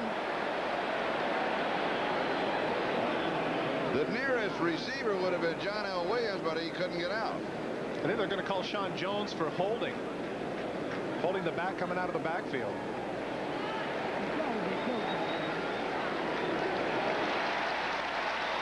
A lot of times what will happen is the defensive end will see him rush by, and he'll know that he's the receiver in coverage, and he'll just throw out a hand and trip him. Holding, number 96 on defense, 5-yard penalty, first down. That's what Dave Craig was holding up his finger. You saw first down. Wanted to check with Fisher. Yes, it is. Sean Jones is coming up the field. Take a look at 96 now. He's going to be in a little bit of a pass rush. Now he sees 32 right there. He sees him coming out, has a hold of his jersey. He knows it. Good call by the official. Good eyes there to see him have a handful of John L. Williams' jersey. By the way, I made a mistake. It was Dean Witter he works for in the offseason, not Merrill Lynch. I don't want his employers to get mad at me. First down, Seattle at their own 45-yard line. And here is Finner, and Finner has 6.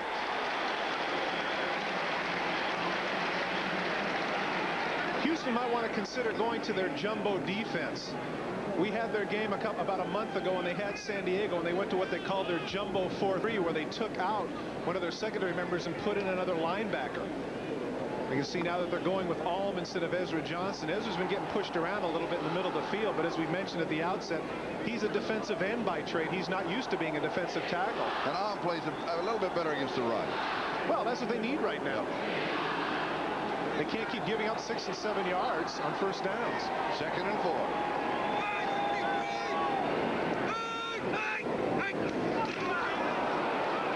Flag is down. Finner close to the first down. May have it if the play stands.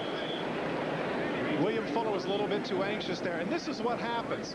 The momentum and the rhythm now is in the favor of the Seahawks. They know that they're running well, and so what happens is the individual players on the defense feel like they have to do something monumental to change the flow. William Fuller gets off sides here, and there's really not a reason to because it's a running play. But he wants to force the action. Defense offsides, 5-yard penalty, first down. You can see the frustration on William Fuller's face. But right here you see in motion is Kane. He's clearly offsides.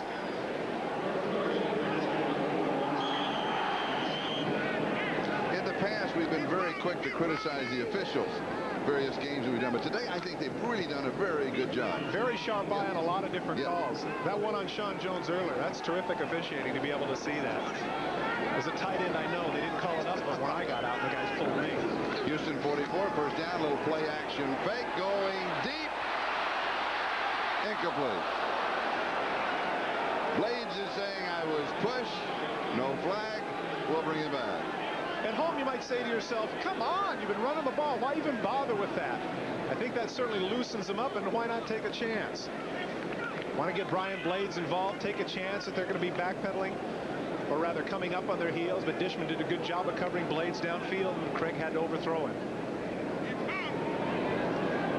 What this running game also does, Charlie, is it gives the pass protection that much more of an edge, because now the defensive linemen can't just come unencumbered, can't pin their ears back and think about a pass rush. They have to think about stopping the run. And it's 2nd and 10. 5:35, time remaining, 3rd quarter. Nothing there for Fenner. Houston defense did a good job there. They were coming up on a blitz, but they didn't show it until Craig was into the middle of his count. And because he was in the middle of his count, there's no way he got audible out of it. And so he's on. Take a look at Smith and Grimsley right in the middle of the count. There's nothing Craig can do, and he just, in effect, gives Fenner the ball. He's cannon fodder for the middle backers there and Sean Jones. Good job by Jim Eddy and the defense. They're timing their blitz to where Craig was unable to audible out of the play. Paul Scansey and Jeff Chadwick come in, 4 wide receivers. 3rd and 11. It's not there. Good defense by the Oilers. Good coverage downfield. No place to go. Johnson got him at the 42. That was a good job by the defense of the Oilers. Ezra Johnson is in what we call a spy position. That is that he's not going for an all-out pass rush. You'll see as he comes up the field, there's Ezra Johnson right there on the line of scrimmage waiting for just this, because that's how they got their first down last time. Good call by Jim Eddy, forcing the punt. And Rick Donnelly will be kicking. Gerald McNeil is the return man. McNeil, fair catch at the 10. 4 minutes and 13 seconds. Time remaining, 3rd quarter. Seattle leads 7-3. One of the stories today has been Warren Moon. In fact, Warren Moon has been in the story throughout the year here in the National Football League. Get a chance to see the comparisons between he and Dan Marino after 11 games. Warren Moon has a chance today to set a record with his 5th straight 300-yard game. But his statistics today, Seattle's done a good job, only 80 yards throwing. First down, Houston. And this pass is complete to Tony Jones. And he's out to the 20-yard line. He'll have 9. It'll be 2nd down and 1. That last drive by the Seahawks, they used up 7 minutes and 4 seconds off of the game clock. That's what they want to do. At the rate they're going, there's absolutely no way Warren Moon is going to get his 300 yards. Interesting, at a crucial first down play, he goes to a guy who hasn't been playing much, Tony Jones, 139-pounder from the University of Texas, who Jack Pardee told us was their fastest man, which is saying a lot because they've got some fast people. Alan Pinkett is now the running back.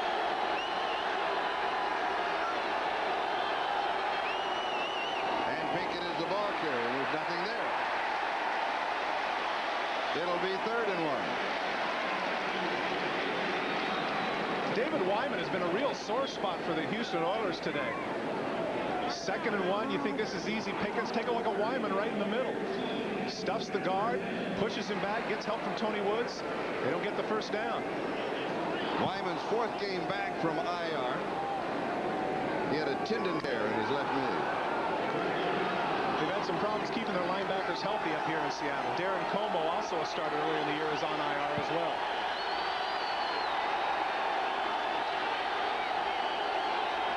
Moon with a quarterback sneak. Ball is up and loose. Seattle has the ball.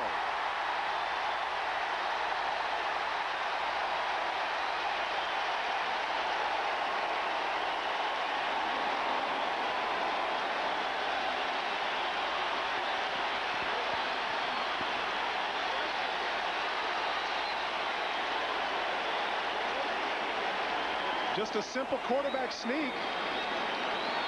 It appeared that he had about 8 inches to go, and all he needed was to lean forward. Once again, take a look right here. They slant down and do a good job. Coming in there, the ball bounces loose and right into the hands of Tony Woods. Was it Tony Woods or Cortez Kennedy? Well, Kennedy's the one that makes the play. Look at Kennedy slanting down right here. Now watch whose head is it right there. Kennedy, who pops the ball loose, goes right into the arms of Woods. Well, actually, both there in a wrestling match with each other. Well, Wood took the bow, so we assume he's the one that came up with it.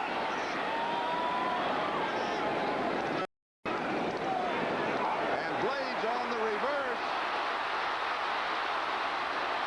will end up losing a couple of yards. Strange call. Casas and an update. All right, Charlie, when he returned from baseball, Bo Jackson scored 2 touchdowns in his first game back. That was several weeks ago at San Diego. He hadn't scored since. Now he breaks the ice with this tumbling 11-yard run in Denver. And so the Raiders have reclaimed the lead at 14-10 over the Broncos in the third. Charlie? And Bob, here with the turnover, Seattle an opportunity to stretch their lead. Time remaining in the third quarter. Second down and 12.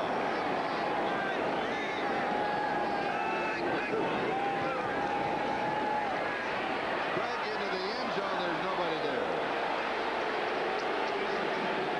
It'll be third down and 12. We'll check the ticker. This is the Hertz 10-minute ticker. Raiders leading Denver, San Diego in front of the Jets. Colts and New Orleans out in front. It's a homecoming for Steve Walsh for the New Orleans Saints, coming back to the team that originally traded him, the Dallas Cowboys.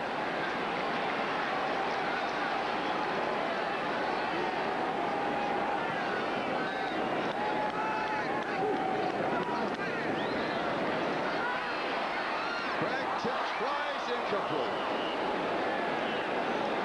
It's a big stand by the Houston Oilers defense. Boy, they have to feel good about themselves. Bubba McDowell wanted the pick, and he's got to feel good about the fact that on the 20-yard line after a turnover. Great job in the secondary. Craig's got time. He steps up. He tries to aim this ball right here in the middle. Good job by Johnny Meads of getting a piece of it. Look at Dishman all over him. Great coverage by Chris Dishman. Big stand for the Oilers defense. And it's fourth down and 12.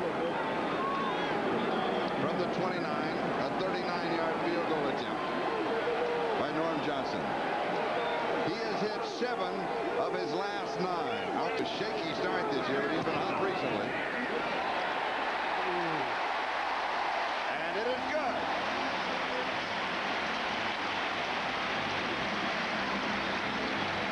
good. Seattle leads it 10-3.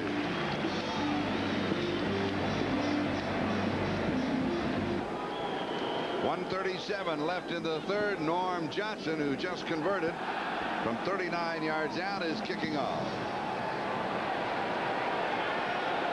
And McNeil at the 5. Around the corner. Nothing there, and he goes out of bounds around the 22-yard line. Van McElroy was there. 1:27. Time remaining third. We'll be back in a moment. Anathema for the Houston Oilers this year has been the turnover ratio, and once again a turnover creates points. 77 points they've given up on turnovers this year, and if you remember the graphic earlier, they are second worst in the AFC in giving up in their giveaways. One thing Jack Party is not too terribly pleased with, but as he said, a lot of times it's physical mistakes, and I don't know how to coach that. Houston 3 possessions in the first half. This is their third possession of the second half. Minute 27 to go. Third quarter.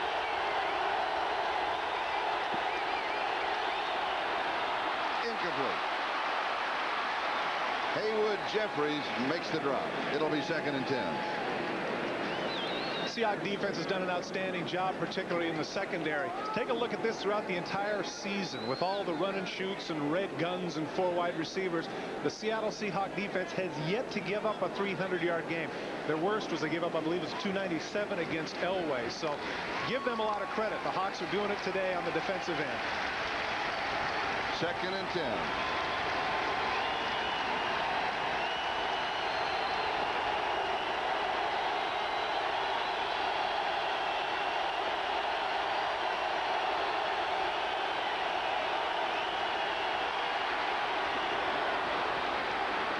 Is complete near the first down marker.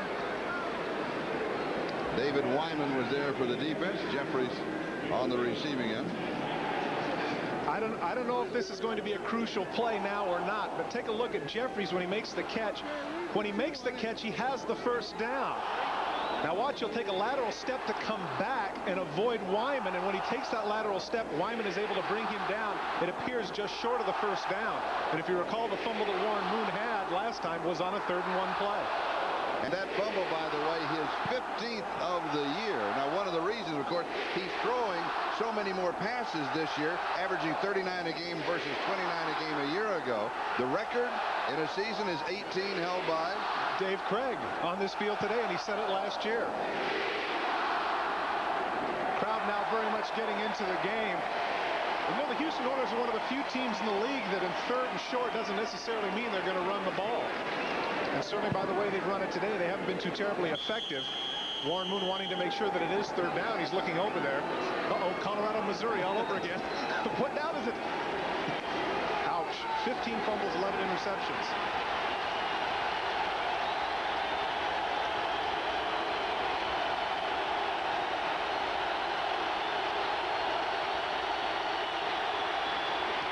first down. Curtis Duncan on the receiving end. Now for an update, let's go to New York City and Bob Costas. Bob? Charlie, Indianapolis lengthens its lead at Phoenix. Jeff George's second touchdown pass of the day. Little slant pattern, and Jesse Hester covers 6 yards. Indianapolis trying to win their 4th in a row and even their record at 6-6, leading 17-6 in the third. Back to the Kingdom. Thank you, Bob. When we had an Indianapolis game, we were talking to their coaching staff, and they were telling us that Jeff George has the magic. When you see him, you know this is a franchise.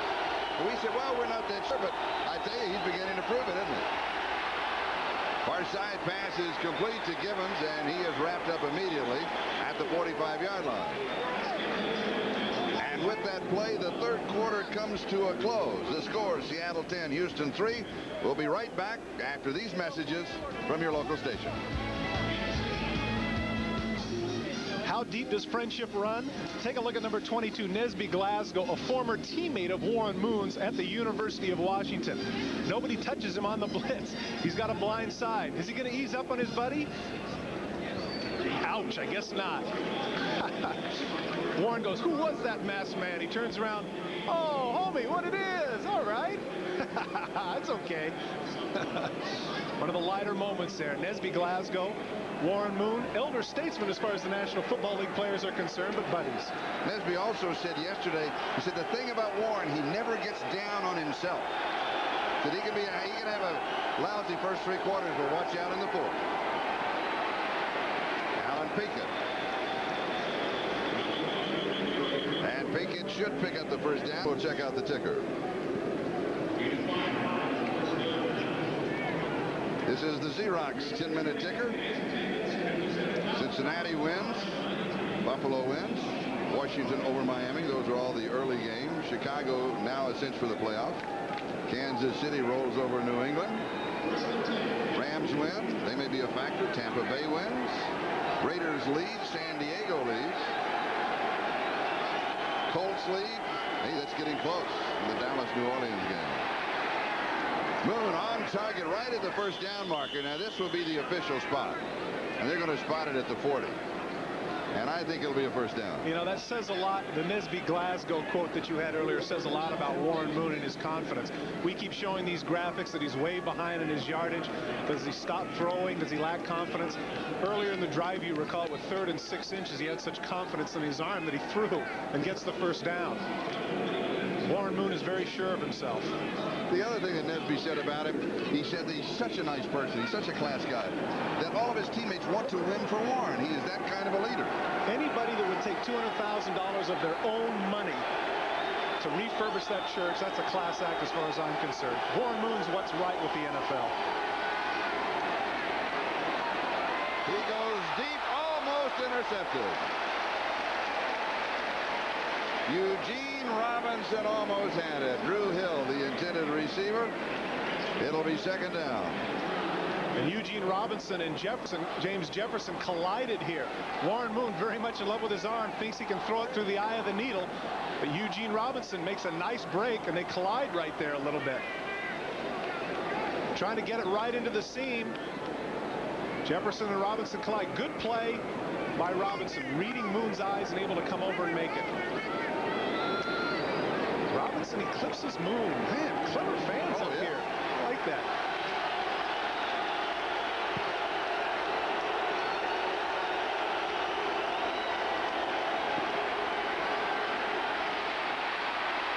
The first down is there for the taking. And he's got it. And he doesn't slide. He dives to the 25. I was just going to say that. He doesn't slide. Now, again, that's one of those things. When you see your quarterback not sliding, if you're a lineman or if you're a back, if you're a receiver, you really appreciate that. You know that he wants it as bad as you do. Warren Moon here shows that at 34 years of age, the legs aren't quite stale. He shows some good feet right here. Now watch him cut back across Joe Nash there instead of running the outside. Nice move there, not too bad. Yeah, that's why they can still run that option route. And no, he doesn't slide. He doesn't avoid the contact. I like that. When we talked to him yesterday, I asked him about the bumps and bruises because he gets hit so many times. He said it took me a little while to get used to it, but now it doesn't bother me. Gain of 15, first down at the 25. Seattle leading in the ball game. On target, should be a first down inside the 15. It will. It'll go to the 14. Haywood Jeffries with the reception. It's amazing the number of balls that he throws that they're able to either just jump up and catch right in the chest. You know, yesterday when we were talking to Chuck Knox, Knox sounded like his absolute biggest fan, that the guy could throw off his back foot, off his wrong foot, running, throwing across his chest, and he puts the ball right there for the receivers. Shoulders with the line of scrimmage, shoulders perpendicular to the line. He says it doesn't make any difference. He said, we have so many, everything has to be just right. He said, not with Warren. He said, he's just a great athlete. Well, the good point of this drive is their ability to get down the field. Now the downside is once again they're inside the 20, Charlie. Where they've had problems this year.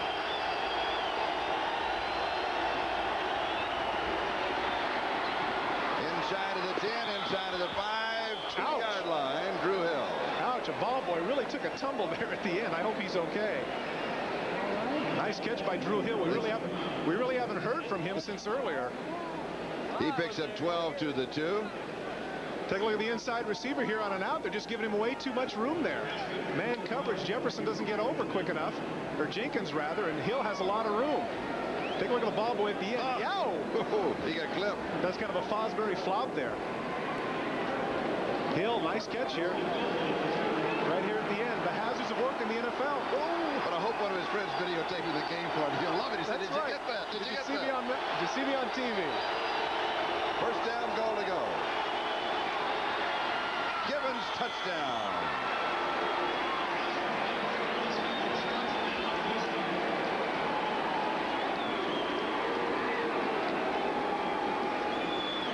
His 7th of the year, first of the game. Houston within 1 extra point to go.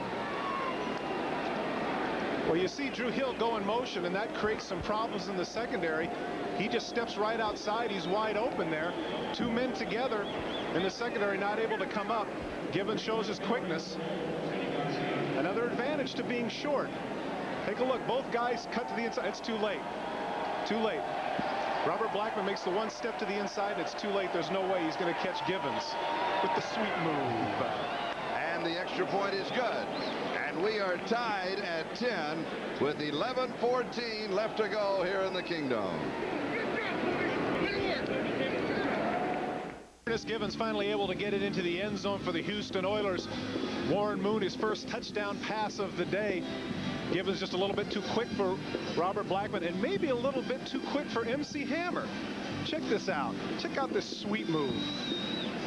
Yowza. Yes, indeed. Givens a member. Did you notice his eyes at the end? He was checking out the official. That's right, he was. Did I go too far? Did I get away with that? Did I get away with it? Givens a member of that Fab Four receiving group. And here is Chris Warren on the return. He took it a yard deep in the end zone. He's to the 20, the 30.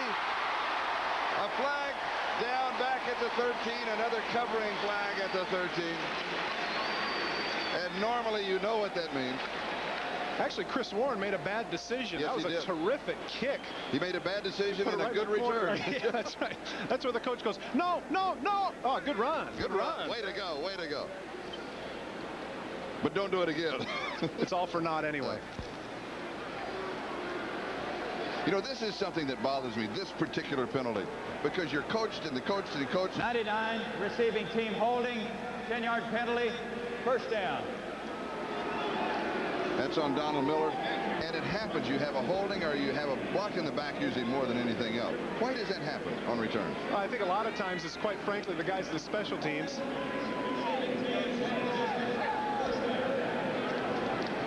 You can see Donald Miller, the rookie backer from Iowa State, is in for a chewing on the Monday films from Rusty Tillman, the special teams coach. I mean, finish your thought. What you do is, in a lot of cases, you just think you can get away with it.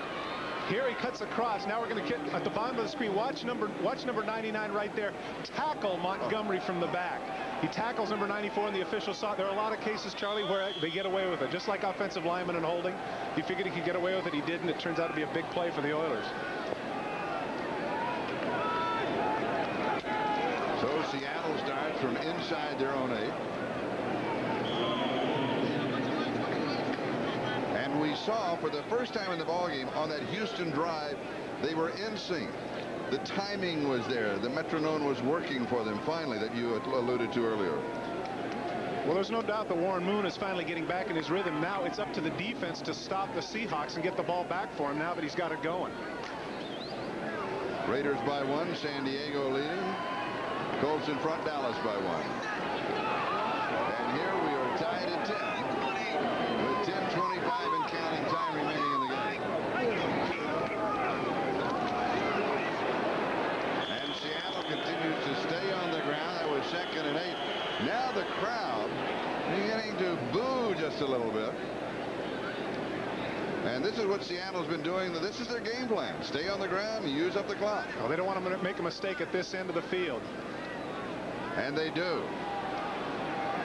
I'll be interested to see if Houston takes this penalty. You can see Jim Eddy is refusing. I think that's a good decision. Offense, number 87, penalty decline, brings up 3rd down. The reason is because even if they accepted the penalty, it'd only be half the distance, which would only be 5 yards. Now, Jim Eddy is in effect saying to his nickel group right here, we can trust you guys to hold them down here. It's a big 3rd down play, 3rd and 6. And if they can hold them, they're going to get terrific field position on the punt. But Craig has been very effective so far today on his 3rd down conversions.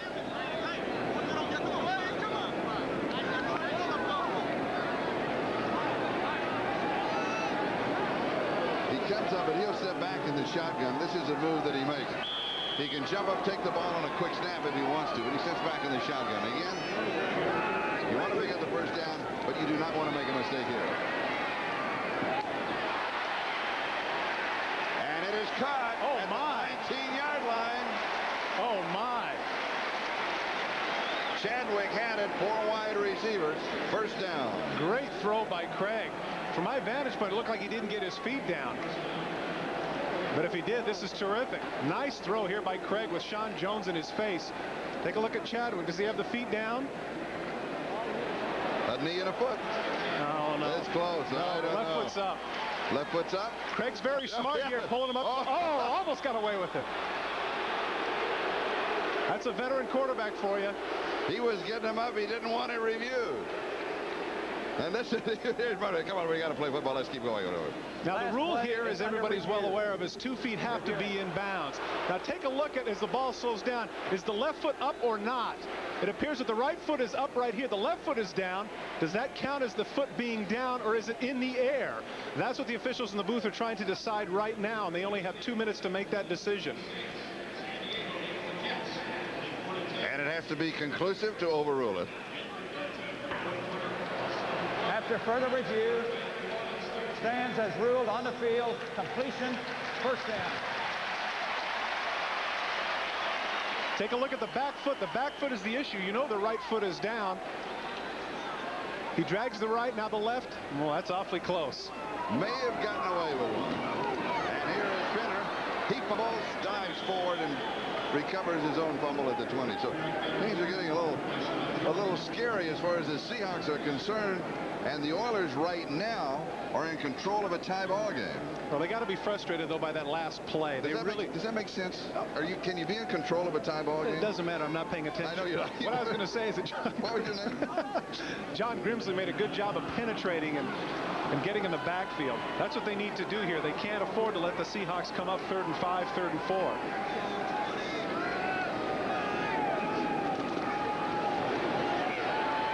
Craig sidearms this drop by John L. Williams.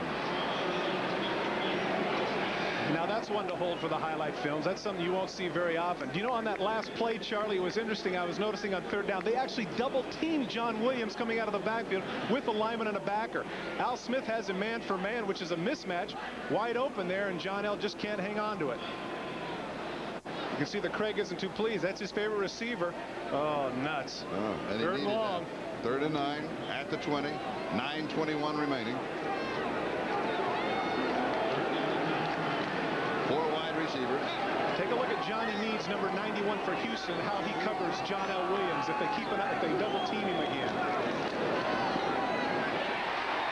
Scansy, and he ran out of room, and he'll come up a couple of yards shy of the first down. Terry Kennard took him right to the sideline. Terry Kennard did an outstanding job there of knocking him out of bounds. It may not look like terrific coverage because they're coming with a blitz off the corner. There he is. He has him in and out. That's blitz control route, which is the reason why he didn't get to the marker like he should have. Now he cuts upfield, knows he's short, tries to make a move, but Kennard uses the sideline as another player and knocks him out of bounds short of the first. Good play there by the former New York Giant. So Rick Donnelly will be kicking to the cube. Gerald McNeil. 9 minutes left to go in the ballgame.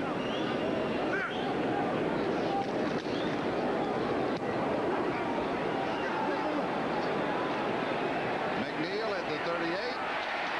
He may get a yard on the return, but that's going to be 8:47 left. Houston 10, Seattle 10. 34 yards on the punt, and we'll be back in just a moment. NBC Sports coverage of the National Football League is brought to you by Coors Light, the one that won't slow you down. The Silver Bullet is the right beer now. By Levi's 505, 506, and 540 jeans. By Xerox, the document company. And by State Farm Insurance. Like a good neighbor, State Farm is there. This is Houston's 4th possession of the second half. They had only 3 possessions in the first half. 3 and out. They ran out the clock at the end, had a long drive in between. So the offense has seen more action here in the second period. Here's Allen for the second half. Alan Pinkett is the ball carrier, and he will pick up about 5. Warren Moon, of course, everything offensively centers around Warren, and he has a bonus clause in his contract if he finishes in the top 3 quarterback statistics in the National Football League. It's a big bonus, and we were talking to him about it. Well, you know, it's interesting that if he is in the top 3, he accrues a $1.2 million bonus in being one of the top 3. And I asked him the question. I said, hey, Warren, at the end of the season, if you had to drive 80 yards and you were number 3, would you not throw any incompletions to guarantee your $1.2 million? And he said this, and I honestly believe him. He says, I never thought of that. I bet you and I had thought of it if we're quarterback. I'm still thinking about it. Moon, incomplete. The other thing he said is, you know, I had that same clause in my contract last year, and I fell out of the top 3 with 2 games to go, and nobody even mentioned it, nor did he mention it. Well, it just goes to show the kind of guy he is, because, you know, I can guarantee you, if you'd have come and asked me that question, I said, hey, partner, I thought about it in preseason. You know, not only do you know yours, you know everybody else's bonus clause.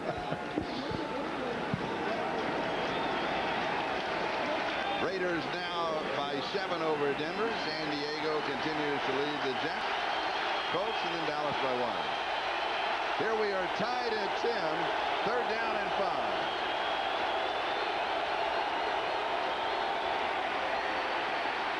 Moon has time, incomplete. Jeffries, and again he was sliding down, and Moon hits him on the number. It hasn't been Haywood Jeffries' day today, and Warren's got to be very frustrated by that. Flag? Yes, flag downfield, 39-yard line, other side of the field. Ernest Givens is complaining that he got pushed. That's going to take the horns off of Jeffrey, for potential for being a goat. Yes. And he was pushed.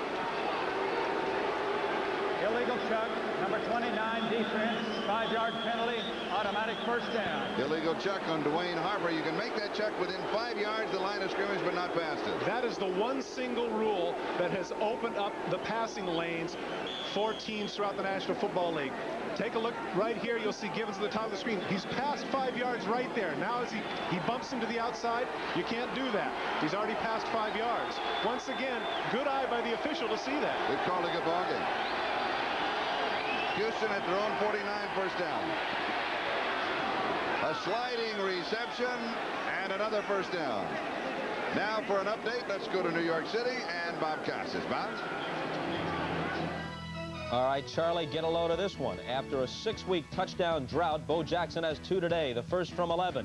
This time he goes off right tackle, cuts it back to the middle, bowls over half the Denver team, sprints to the goal line. It covers 62 yards. Importantly, though, the point after was blocked, so the differential is still 7.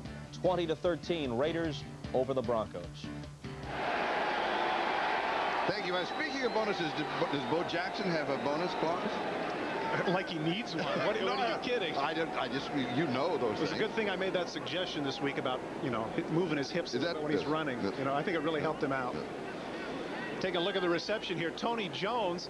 You can throw it low to Tony Jones because we're talking about 5'7.5", 139 pounds. As his hands underneath the ball. Yes, that's a catch. Oh, it's borderline, but I'd go with you as a catch. I'll tell you what, right there, that's the advantage to having the so-called Smurfs. I'll bet you if that's a guy 6'2", he can't get down there. Play stance is called on the field, completion, first down. You go with that. I think that whole crew, including the replay official who is the Royal Cathcart, they're having a good ball game. They're on top of everything. I love that with an official. They're on top of it. It's moving. They keep it going. They make the decisions, and they have not gotten in the way of the game itself. That's right. I'm glad I saw him at the elevator and told him to hurry it up. First down. Seattle 38-yard line, just over 7 minutes to go. This one is complete to Jeffrey. Now the run and shoot is in full operation to the 22-yard line. Now take a look at Jeffrey. He's excited. He's shouting at people over there saying it ain't going to happen again. He was frustrated over that last drop. He's trying to hype himself up. The zone is flooded here to the left. They're in a zone coverage. 2 people go downfield. Take a look right between the defenders. Nice throw. Look at that. Before he even turns around. Warren Moon seeing the defense. Jeffrey's doing a good job. 2 hands on the ball, I notice. A little bit paranoid over the fact that he's dropped a few today.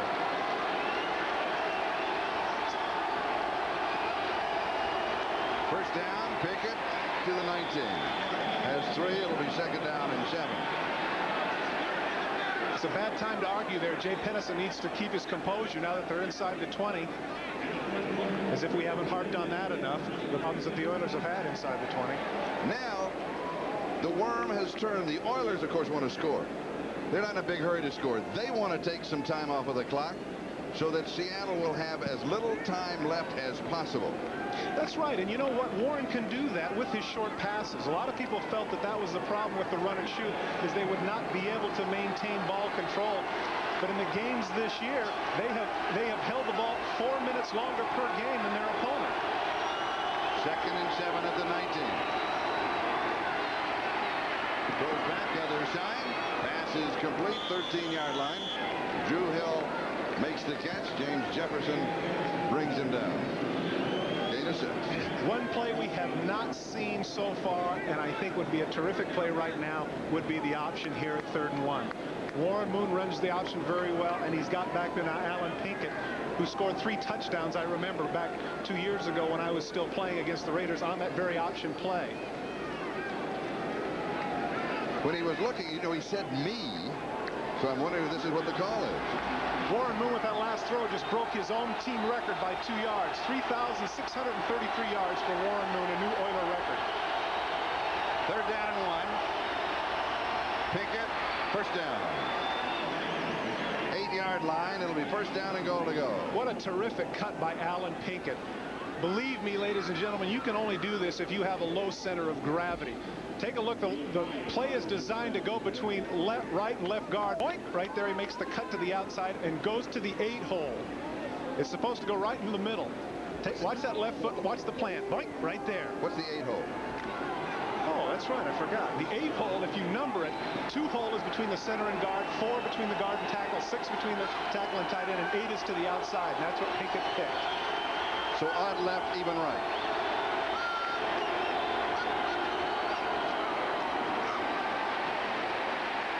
It wasn't there this time for Pinkett. But Warren Moon is doing exactly what you suggested, Charlie. He's taking some time off the clock. They're not in a big hurry to get back into the huddle. 3:50 and counting. He's looking over there. Look at him wandering over and taking a look. Watch Wyman in the middle. Right at the last minute, he makes the adjustment over the guard. Bruce Matthews comes off on Wyman, but Wyman does a good job of shucking him and going in and making the tackle. David Wyman has played some outstanding football today for the Seattle Seahawks.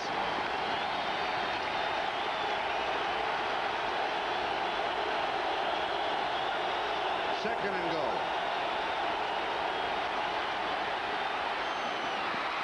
It is intercepted. Jefferson with the interception. Came over the top.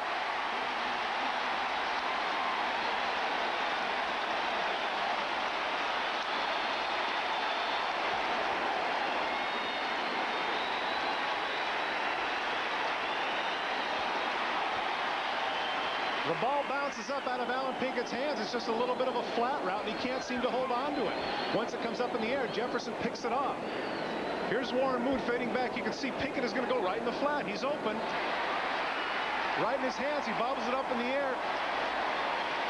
Jefferson clearly he has possession right there as he slides out of bounds. That's a tough break for the Houston Oilers. Moon puts it right there. It's right there. Hit him in the hands. Jefferson opportunistic. That's the 13th time.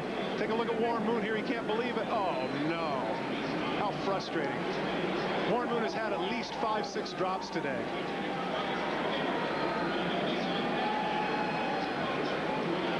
We have an injured player down. And we understand that it is Tony Woods who is the injured player. 3:14 left. We'll take a timeout. We are tied at 10. We'll be back in a moment. The injured player was not Tony Woods. It is Rufus Porter, and it looks as if when they helped him up a groin injury, and he is in great pain. There's no question about that. And this is what happened. This is on videotape a moment ago. Oh, see. Oh, man, that hurts. Yes. And I asked him yesterday, I said, are you ready for tomorrow? He said, I'm going to buzz around. I'm going to buzz around. The coaches say his motor is always running. He's hyper, and he is everywhere. And this is a devastating injury. I can tell you from experience, a groin is no fun. It hurts when you breathe, when you cough. That's a tough injury.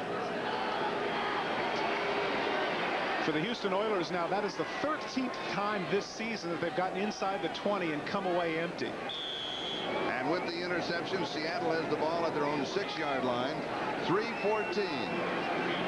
3:14 time remaining. There it is right there. 13 times inside the 20. You see 20 touchdowns and 9 field goals. 13 times. Unlucky 13. Seattle from their own 6. They come out throwing for the end zone. John L. across the 10 to the 11-yard line. They'll pick up 5. Johnny Meads with the tackle. It is now official that now there's another Seahawks player who is down. Grant Fiesel. Grant Fiesel, the center. Rufus Porter has a sprained groin, is the early report.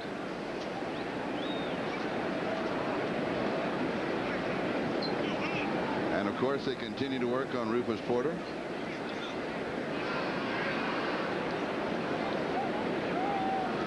Little program note, be sure to join NBC Sports next Sunday for more football action. We'll start it all at 12:30 Eastern Time with NFL Live. Some of you to see Warren Moon again, this time hosting Cleveland. Some to see Seattle against Green Bay, and most of you to see the second half, and that will be Denver at Kansas City starting at 4. Those, of course, all Eastern Time.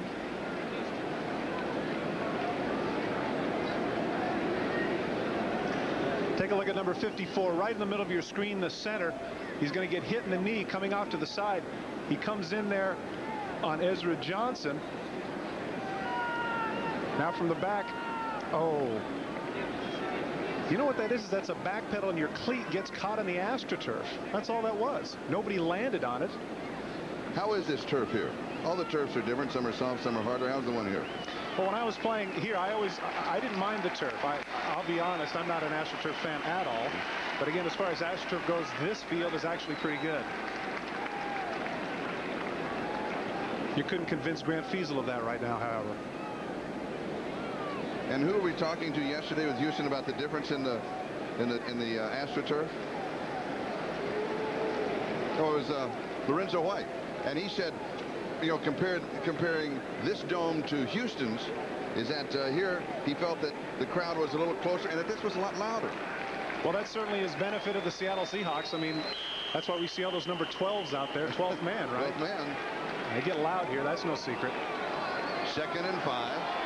2:57 and counting. Time remaining first half. Ball game tied at 10. Watch the snap here. Inevitably, when you go to the backup center, the first snap can be a problem. Doppelmayr now the center.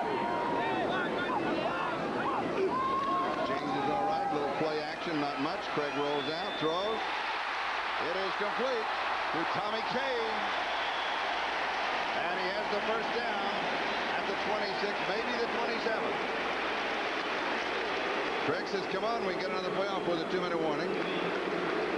And Rufus Porter is on a stretcher on the far side. They're taking him in right now to x-ray him. There he goes. Those are not boos you hear. Those are Roof. Nice young man. He's a nice young man. And a fan favorite, obviously. Yeah. Derek Finner. 28-yard line. He gets a couple. Johnny Meads with a tackle, and the 2-minute warning will now be given to both benches, and we'll take a timeout. It is Houston 10 and Seattle 10. We'll be back in a moment. This is Charlie Jones, Todd Christian. That's Grant Fiesel, the center, who is injured a moment ago, and they're working on him. Joe Doppelmayr has replaced him, the number 2 draft choice a year ago, number 56. And it is 2nd and 8. Seattle at their own 28-yard line in a ball game that is tied 10-10. 2 minutes to go.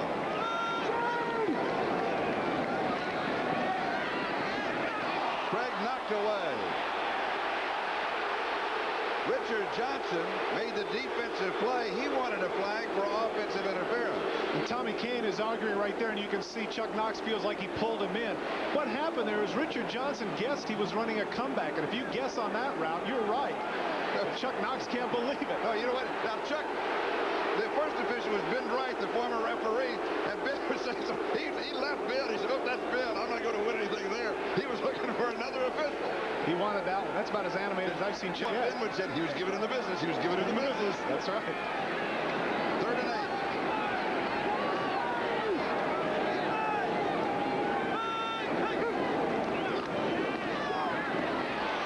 It is caught. First down. Jeff Chadwick. Patrick Allen with a tackle. Oilers came with a safety blitz. Steve Brown coming off the corner, but Craig read it right off the bat and was able to get the ball to Chadwick. Oilers didn't disguise it very well. First down at the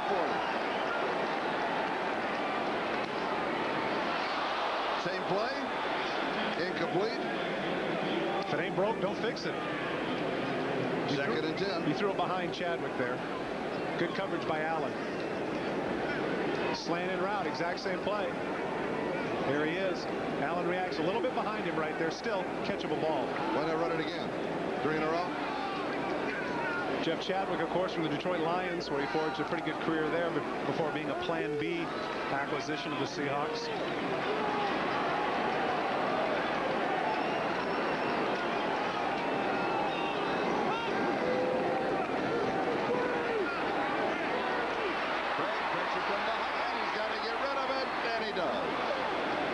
This is interesting. Last week I watched them, and they called that intentional grounding. That was clearly intentional grounding. There's no doubt about it that Craig was just throwing that ball away. But Howard Rose felt that he wasn't. Howard Rose decided not to play Kreskin and try to read his mind. Take a look at this. Watch as he's not even looking downfield when he throws this ball. Steve Brown again on the corner blitz. Watch him just get rid of it. You know he's throwing that ball away, no doubt about it. Fortunately for him, there was a Seahawk in the area.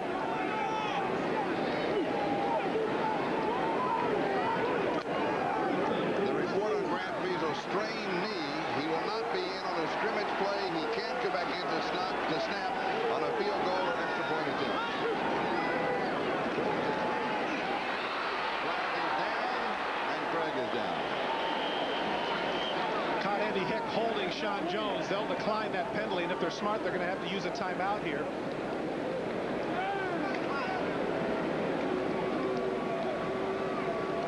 '63 offense, a jam through the face, penalty decline, 4th down. Why do you mention the timeout? I'm sorry, I was wrong. In the last 2 minutes, the clock doesn't run after a penalty. Yeah. So they actually got a break there, because with the sack right this minute, the clock would have started. But thanks to the refused penalty, it doesn't.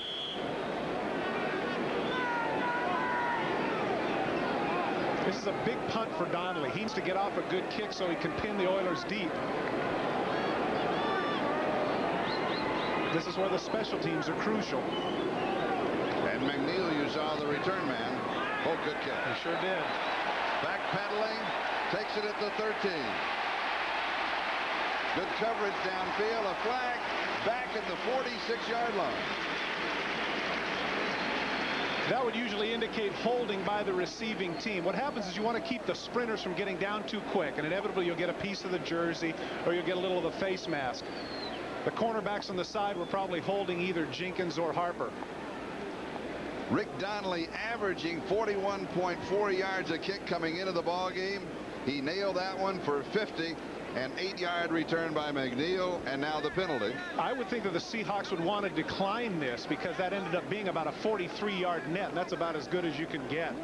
I don't think the Seahawks want to take this penalty. They want them to have it on the 20-yard line. The discussion is, where was the ball when the flag was dropped? Well, either way, it's not going to be enough for a first down for the Seahawks. But one other thing they might consider in re-kicking is they could take another 10 to 12 or 15 seconds on the clock if they kicked again. But right now, if they're playing the field position game, they'd probably be wise to refuse it.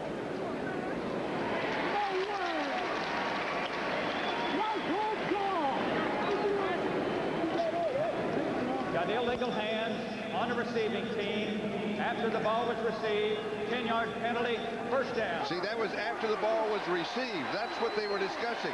Where was it? Where was the ball when the penalty flag was dropped? Because here it goes. We'll go back to the 10-yard line. Otherwise, they would assess it from the previous line of scrimmage. If the flag had been dropped before, there'd been the change of possession. That's what the discussion was about. Now, Warren Moon and his offensive coordinator are talking over what they're going to do here. I'd be very, very surprised if Warren Moon throws here. Really? Yes. A minute and 9 left. 90 yards? 90 yards to go. If they were to have a turnover right here, the game is over. I think right here they might be thinking to themselves, let's take our chances with overtime. Especially the way their defense has been playing in the second half. The ball, well, it's be 93 yards. The officials spot the ball at the 7. That was a 13-yard penalty. How did that work? I don't understand that. I thought you split the distance to the goal. It was at the 20. Well, anyway. Well, there's a side judge coming over to explain it to Pardee, but it doesn't make any sense to me either.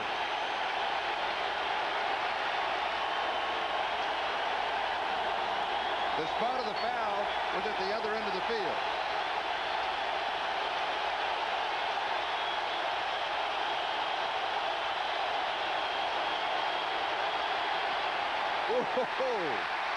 Incomplete. I agree with you. I think they ought to. Well, now, Seattle, but here's the situation. Seattle's got their 3 timeouts remaining. They can start using them. Yeah, but you got to force them to use the timeouts is what you got to do. Here, an incomplete pass is playing into Seattle's hands. They're putting too much pressure on Greg Montgomery here. I'm thinking down the line. Of course, they want to get the first downs. And, of course, the crowd here in the Kingdom, so knowledgeable, they yell at the right time for Seattle. The Oilers have hand signals for audible.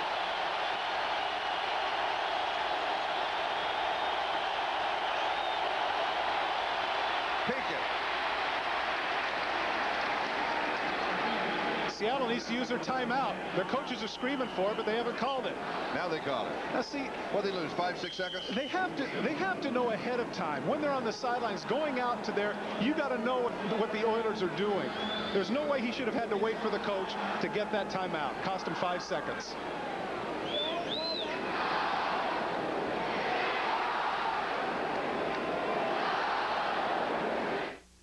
Back to your thought, how do you pre-design the timeout? Well, on the 7-yard line, you know that with the incomplete pass, of course, the clock stops, so you don't need to use your timeout. But if you're the defenders and you know that they're going to have a running play, you have 3 timeouts. He should have had his defensive captain, in this case, Nesby Glasgow, know that once that ball hits down to use your timeout and save the time. 3rd and 3.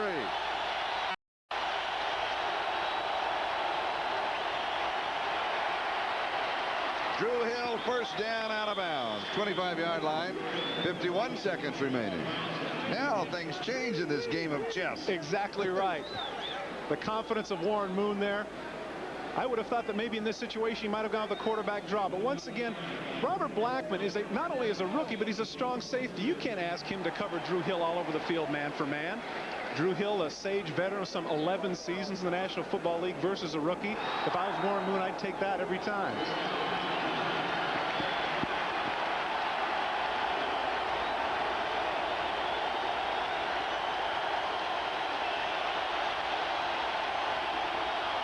Two deep safeties. Open over the middle. Pass is complete. This is Haywood Jeffries. There's the difference right there. Savvy quarterback Warren Moon right next to the official calls timeout the minute Jeffries is down. We'll be back in just a moment. A moment ago, it looked as if Houston didn't have any time at all. Now, 44 seconds becomes a lot of time because of the difference in the field position now at their own 40. And Seattle has to be a little bit careful here. Here they're in a zone, and look at this. Look at the middle of the field. Jeffries just finds the soft spot right there. Settles down. Warren calls timeout. They need to go about, I'd say, at least 25 yards. They got to get to field goal range. The 30-yard line. A little further than about, what is it, 10 to about 30 yards. Well, now, Teddy Garcia has hit from 52 yards before. But 49 this year is his best. Okay. Oilers with still 2 timeouts remaining. There's pressure and a screen, and it's incomplete.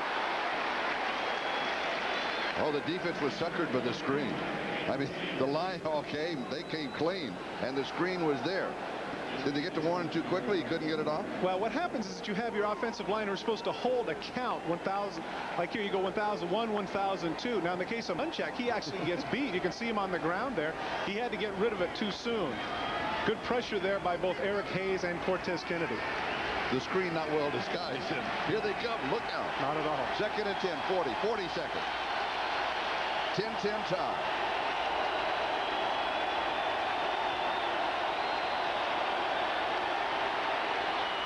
Incomplete. Gibbons was late looking around, and for maybe the second time this afternoon, Warren was not quite on target. Warren was in a little bit too much of a hurry there. He had decided before the snap of the ball that he was going to go to Gibbons. You can see right here he's looking right at him, and he throws out of the break. He had plenty of time to throw, but he throws behind, and Gibbons can't come back and get it. Had he led him, he could have not only got the first down, but he would have been out of bounds. I wouldn't be surprised to see him do it again. And with any other quarterback, I doubt if we'd have said anything about it, but he is always on target. In that run and shoot, he doesn't have much choice.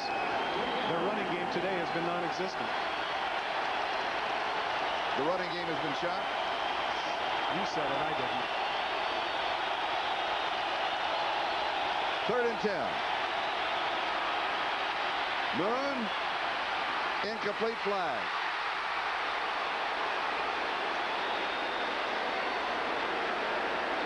I'll be interested in this call because I thought that was pretty good coverage there by Jenkins.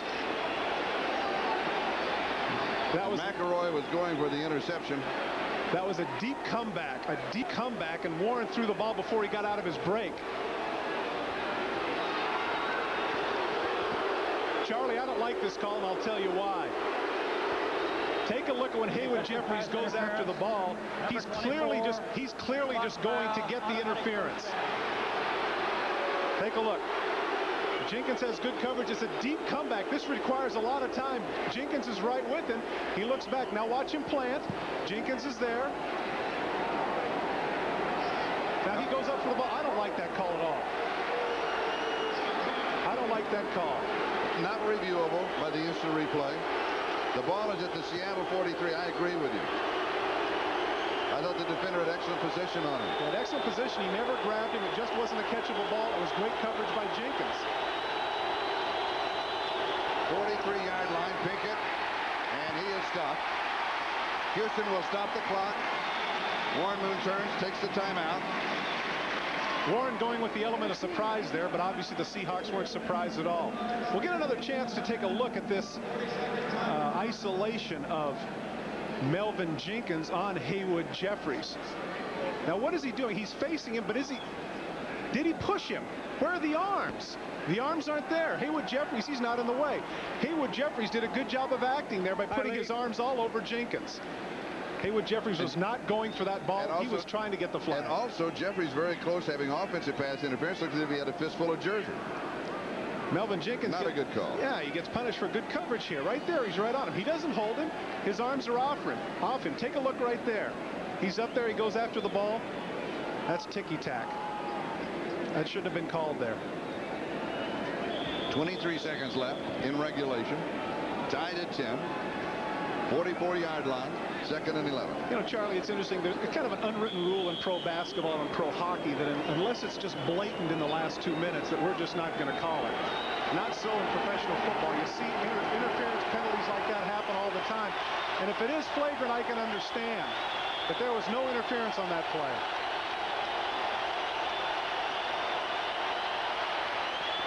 Moon, Gibbons. What a catch. Oh, a great catch. Now they're going to have to hurry because the clock is running with 15 seconds. If Gibbons is hurt, they're going to have to use their last timeout. They're going to call an injury timeout. But it's in the last 2 minutes, so that's their last one. They may go with a field goal attempt here. They've got time to get the field goal team in. It's going to be a 50-yarder. What a catch. What a catch by Ernest Gibbons.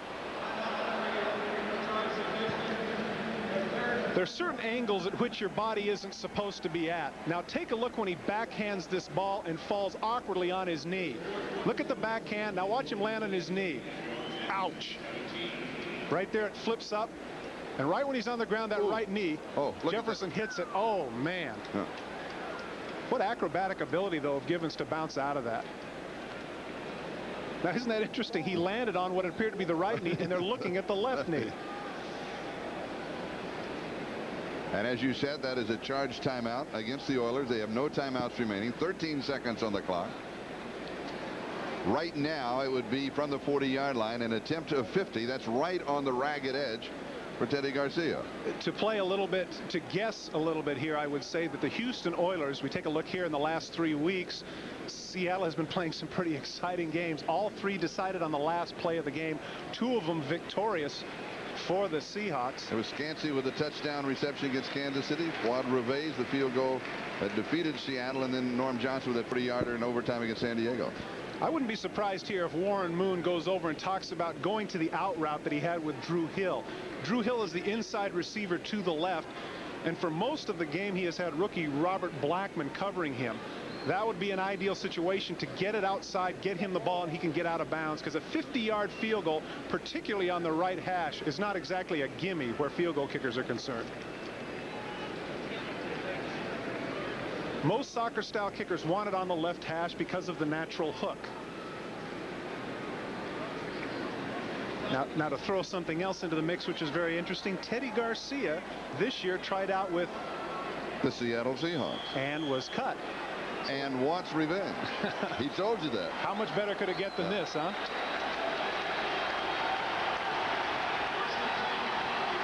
"13 seconds. No timeouts remaining. 3 receivers left side. And here's Blackman in man coverage.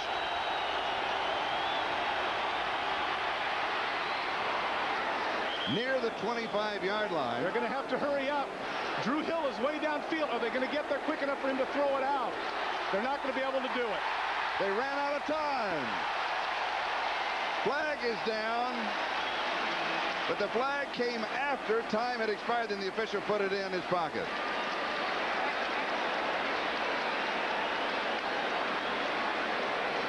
This is a mistake by Warren Moon, Charlie. He wanted to get to the outside. His receiver wasn't there.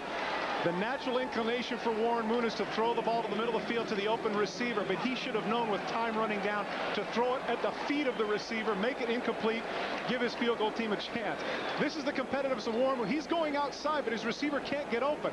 Now, right now, either he should have thrown it at the feet of the receiver, who drops down immediately, or the receiver should have just let it go.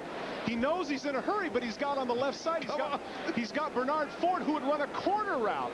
Now, for him to run all the way back from the end zone to the line of scrimmage, that's just asking too much. He needed an incomplete pass there. So first things first, we are into overtime. We will have the toss of the coin. And the situation, as I'm sure almost all of you know, that we will play until there is a score of any kind, or until we come to the end of a quarter. 15 minutes of play. If it's still tied, then it goes in the books as a tie game. And here's one of the biggest plays of overtime right here, the coin toss.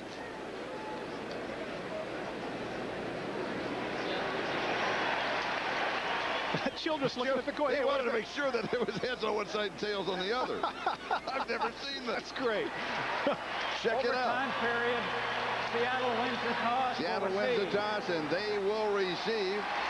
We have a tie score, 10-10, overtime. We'll be back right after these messages from your local station. We're back to start overtime. Houston 10, Seattle 10. A program note coming up next, except on the West Coast.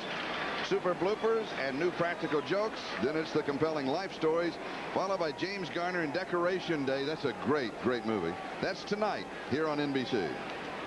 Now, overtime records. The Oilers are yet to play in overtime this year. The Seahawks are 1-1, losing to the Broncos earlier in the season and winning last week against San Diego.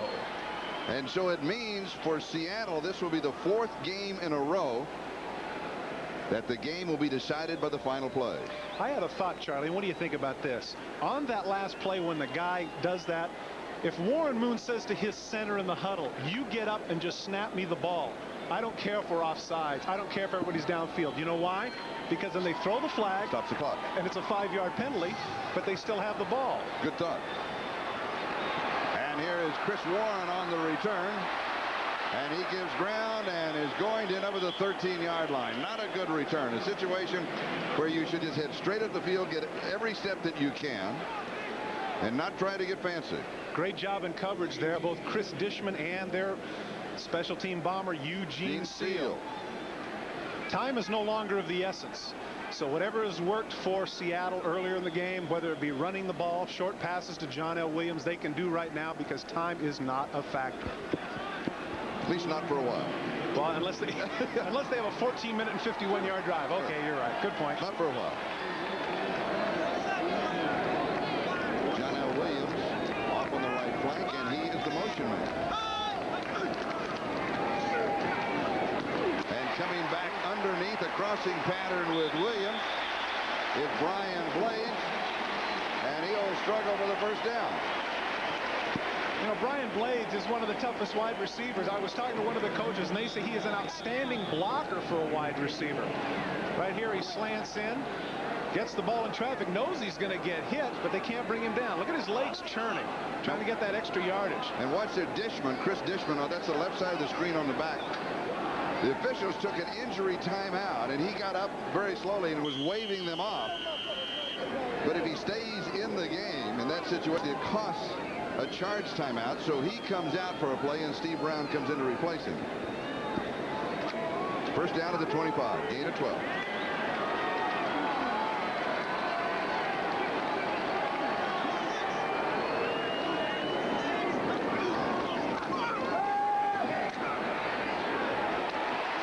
Blades again. 42-yard line, back-to-back first down. And they were picking on Steve Brown, who came in at that left corner to replace Dishman, a gain of 17. I'm impressed with John Becker here. This is a play that they've yet to run today. This is about a 15-yard comeback by Blades, and it just so happened that they had Steve Brown playing inside coverage. Nice throw and catch. Craig to Blades. Had they shown the play before with Williams on the right flank going out and the other receiver coming back underneath him? That one they'd shown. Okay. Blades had not caught a comeback all day. Interesting play selection here. 42-yard line. Now he's able to audible out. They showed their blitz too soon.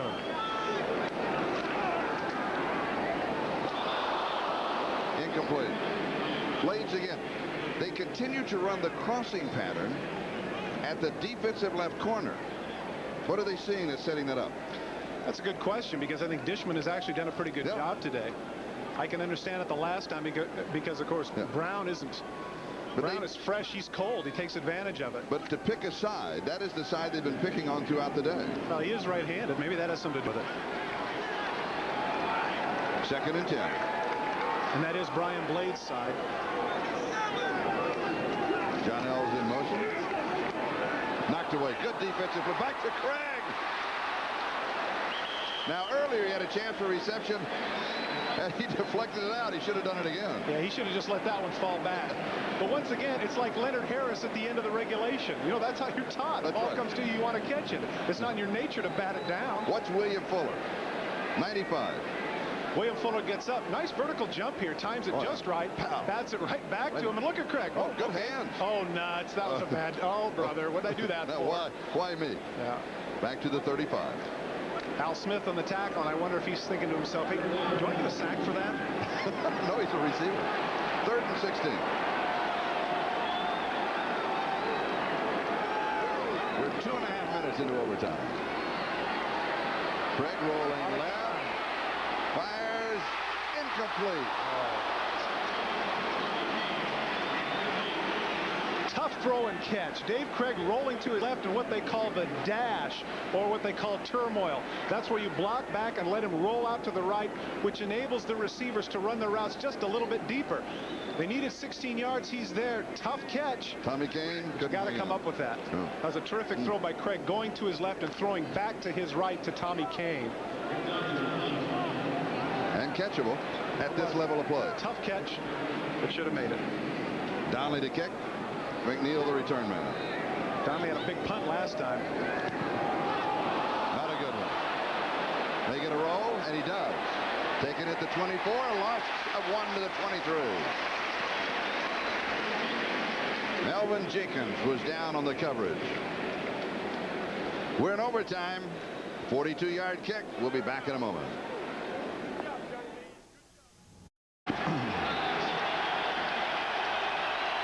We're back at the Kingdom.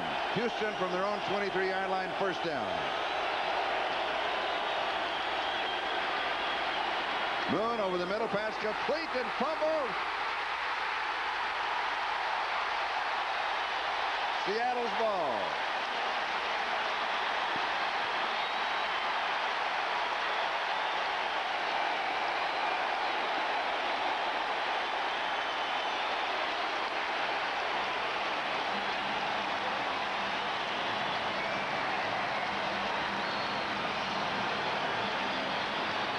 What tough break for Bernard Ford. Has been playing much today. He finally gets his first ball right in the middle of the field, settles down, catches the ball, came up big hit there. Ball springs loose. David Wyman with the recovery. David Wyman has had a terrific game today. The hit was made by Tony Woods downfield, which surprises me. He's a defensive end. 3 turnovers, 2 fumbles, and an interception. At the 27-yard line, first down.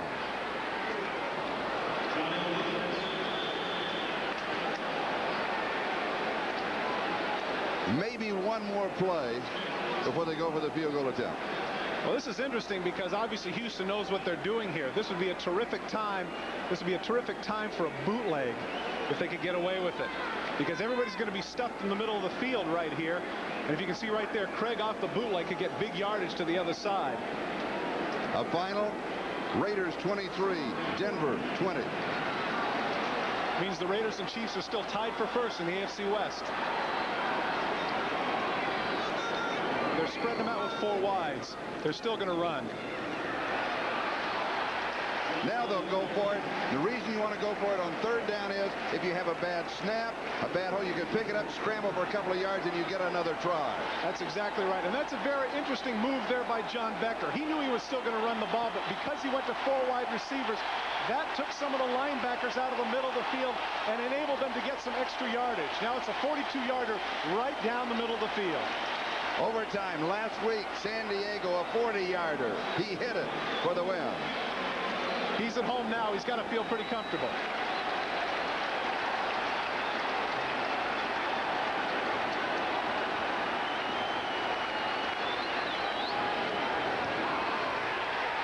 The crowd in the end zone says it all.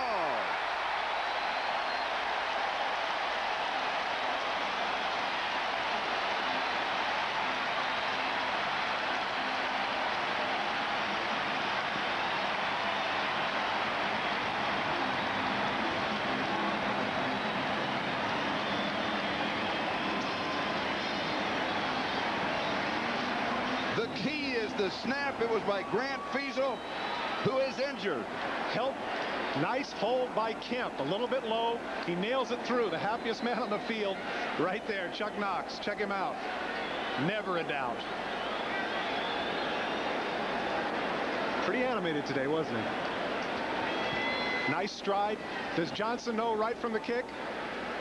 You bet he does. And a man who suffered through all kinds of problems, Norm Johnson now has won the last 2 in a row. And he has been selected as the McDonald's MVP. NBC will donate $5,000 on behalf of all the players selected throughout today's game to Ronald McDonald's Children's Charities to give kids a better tomorrow. The final score, Seattle 13, Houston 10. So long, everybody.